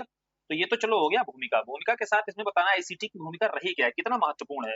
तो सबसे पहले आपको क्या होगा, देखो कोई भी नीति है, पॉलिसी बनाओगे तो पहले नीति निर्माण के स्तर पर कैसे मदद करेगा, एक क्रम में सोचोगे, नीति निर्माण के स्तर पर कैसे काम करेगा, फिर उसके बाद में नीति क्रियान्वयन के स्तर पर कैसे ये भूमिका रहेगी, फिर उसके बाद मॉनिटरिंग जब की जाएगी, मॉनिटरिंग के स्तर पर, मूल्यांकन के स्तर पर क्या भूमिका रहेगी। क्लियर? समझो बात को, तीन ही स्तर पर सोचना है। कोई यार तुम प्रशासन में जाओगे, अब प्रशासन में कोई पॉलिसी बनाने जाओगे तो पॉलिसी पहले मेकिंग का काम होगा कि नहीं होगा, फिर पॉलिसी इंप्लीमेंटेशन का काम होगा। समझे? अब क्योंकि हम सरकारी नीतियों पर कार्य कर रहे हैं, सरकार कोई नीति बनाएगी, यहाँ बैठी हुई विधायिका जो है या कार्यपालिका है जो अस्थायी, तो वो पॉलिसी मेकिंग के काम करेगी, और फिर उसके इम्प्लीमेंट करने का काम स्थायी कार्यपालिका, यहाँ जो प्रशासक वर्ग बैठा हुआ है वो इम्प्लीमेंट करने का, और तीसरा होता है फिर भैया इम्प्लीमेंट हो चुकी फिर मॉनिटरिंग करने का काम किया जाएगा। अब तीनों स्तर पर देखो कैसे ये आईसीटी हमारी सूचना और संचार प्रौद्योगिकी कैसे मदद करती है। जब पॉलिसी मेकिंग हो रही है तो क्या चाहिए तुमको, डेटा चाहिए कि नहीं। अब डेटा चाहिए तो आंकड़ों की उपलब्धता कौन आसान करेगा, आपकी ये टेक्नोलॉजी करेगी। पहला पहला समझे काम, ठीक। अब देखो यही चीजें लिखी हुई हैं, समझो ध्यान से। तो डेटा की जरूरत होगी। दूसरी चीज है भैया जो पॉलिसी बनाई जाए उसमें अगर पब्लिक का पार्टिसिपेशन अगर बढ़ जाए, यानी कि जनता की भागीदारी भी बढ़ जाए तो और मजा आ जाए। तो बोले जनता की भागीदारी बढ़ाने के लिए हम क्या कर सकते हैं, टेक्नोलॉजी का यूज कर सकते हैं। अब इस टेक्नोलॉजी में जैसे एग्जांपल लो, माई जीओवी है ना, माई जीओवी पर आप क्या कर सकते हो, अपनी राय दे सकते हो। अब नागरिकों की अपनी राय ली जाती है तो किसके माध्यम से संभव है, प्रौद्योगिकी, एक एक घर जाकर के तो राय ली नहीं जा सकती थी, लेकिन तकनीक के माध्यम से संभव हुआ पॉलिसी मेकिंग में। और पॉलिसी मेकिंग में यहाँ पर डेटा वगैरह की उपलब्धता आसान हुई। जैसे जो एस्पिरेशनल डिस्ट्रिक्ट प्रोग्राम है, इसमें डेटा एनालिटिक्स होते हैं, इनके द्वारा पिछड़े जिलों की पहचान की जा सकती है ना। ऐसे पिछड़े जिलों की पहचान करने में कठिनाई होती है, लेकिन डेटा के माध्यम से आप कर सकते हो आसानी से। ये हुआ सरकारी नीति में आईसीटी का भी हम देख रहे हैं हेल्प कैसे करता है, मदद कैसे करता है। तो पहले हमने देखा नीति निर्माण के स्तर पर, फिर नीति क्रियान्वयन इम्प्लीमेंटेशन के स्तर पर कैसे मदद। तो पहले भैया सेवा जो वितरण का काम किया जाएगा, इसमें देखो कैसे आसान बनाया जाए, इजी। देखो कोई भी आप सर्विस है दे रहे हो, पॉलिसी मेकिंग की है, उसको आपको इम्प्लीमेंट करना है तो उसमें इजी टू एक्सेस होना चाहिए कि नहीं भैया। जो हमारे लिए मान लो तुम पॉलिसी लाए, हमारे लिए इजी टू एक्सेस नहीं है तो हम कैसे वो पॉलिसी सक्सेसफुली इम्प्लीमेंट कर पाओगे, आप नहीं कर पाओगे। इसी में देखो चाहे डिजी लॉकर हो, ई श्रम पोर्टल हो, उमंग ऐप हो, ये सब क्या काम करते हैं, सेवा वितरण को आसान बनाते हैं थोड़ा।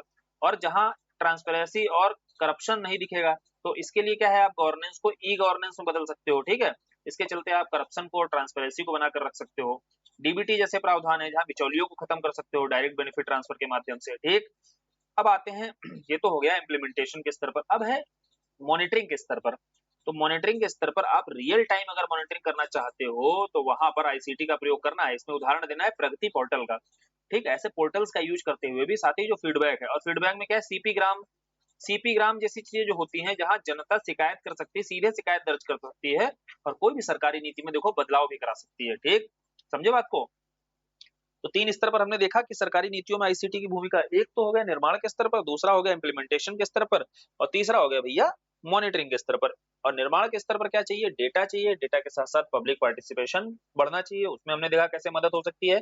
इम्प्लीमेंटेशन के स्तर पर इजी टू एक्सेस कैसे किया जाए वो हमने समझ लिया, और उसमें फिर उसके बाद में मॉनिटरिंग के स्तर पर देखा कैसे हम फीडबैक भी ले लें, फीडबैक के साथ साथ जनता की राय भी अगर चाहें या शिकायत हम ले सकते हैं, जो ग्रीवेंस होता है उस ग्रीवेंस को कैसे हम आसानी से ले सकते हैं। तो वहां पर हमने सीपी ग्राम्स को देख लिया, सीपी ग्राम्स के साथ साथ प्रगति पोर्टल जैसे काम करते हैं, जहां पर रियल टाइम मॉनिटरिंग की जाती है, ठीक समझे। चैलेंज यहाँ क्या है भैया, एक बात बताओ, आईसीटी है, आईसीटी में क्या है, तकनीक में हमने चैलेंज क्या देखे थे, साइंस टेक वाला वहां भी देखा था। सबसे बड़ी समस्या डिजिटल डिवाइड वाली है ना। डिजिटल डिवाइड मतलब क्या होता है, गांव में है शहर में है, शहर में है भैया वो इंटरनेट और गांव में है ही नहीं इंटरनेट, इंफ्रा ही नहीं है।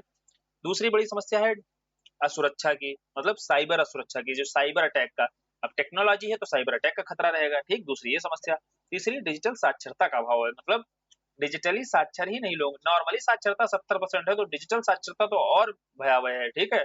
तो एक तीसरी ये समस्या है। चौथी है वित्तीय संसाधन, अब ये फंड वाली समस्या तो हर जगह ही है, कॉमन रहती है एकदम।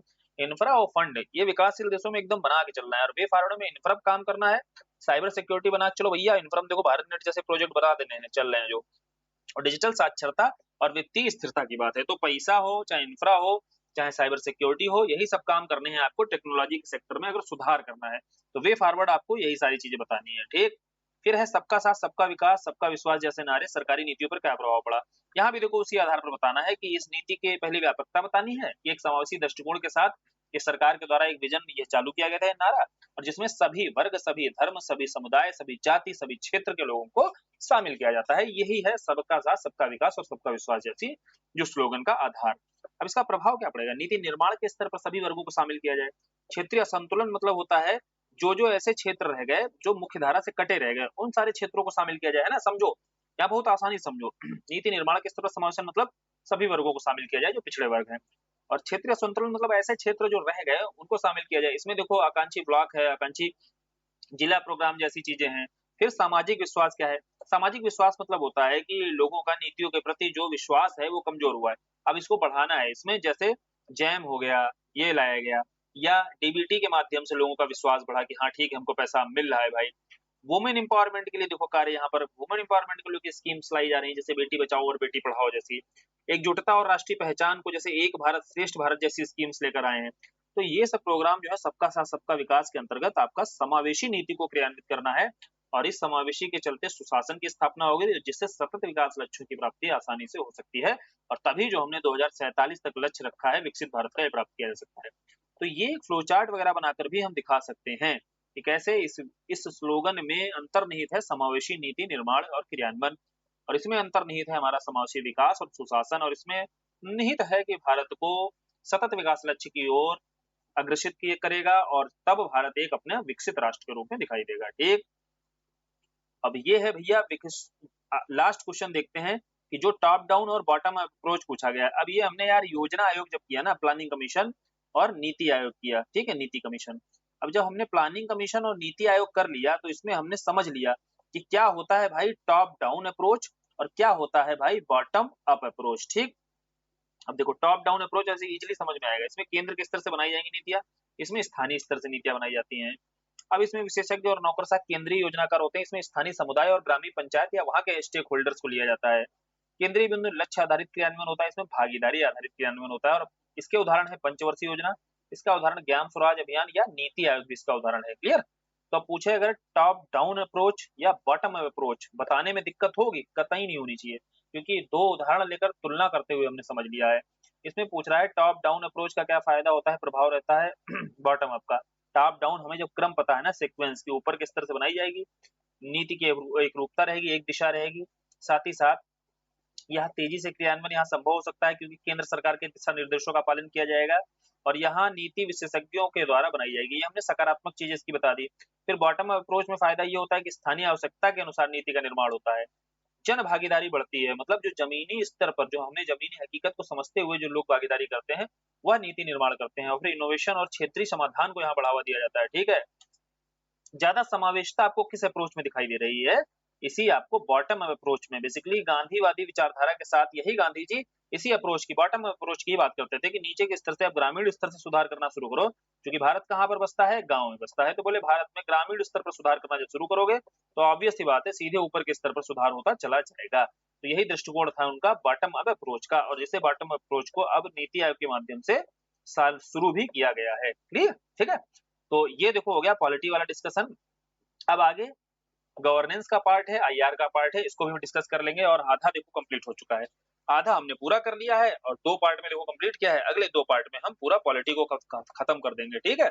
समझे? और फिर बताना भाई, देखो ये रात को डिस्कशन हुआ है पूरा और 4 बजा होगा अभी, 4 के आस-पास बज रहा होगा। तो अब इसको जो है लेकिन सुबह 7:30 बजे के आस-पास आपको ये प्रीमियम में लगा दिया जाएगा। वहाँ से बढ़िया से देखना है और बताना है कि पॉलिटी का डिस्कशन ठीक रहा, थोड़ी एनर्जी हो सकता है लो रही हो, लेकिन डिस्कशन कोशिश की है कि वो सारे पहलू शामिल कर लिए जाएँ, सारे पहलू डिस्कस कर लिए जाएँ जो अपने एग्ज़ाम में लिखने ज़रूरी होते हैं, ठीक है? चलो फिर इसको डिस्कशन को खत्म करते हैं यहीं पर, धन्यवाद।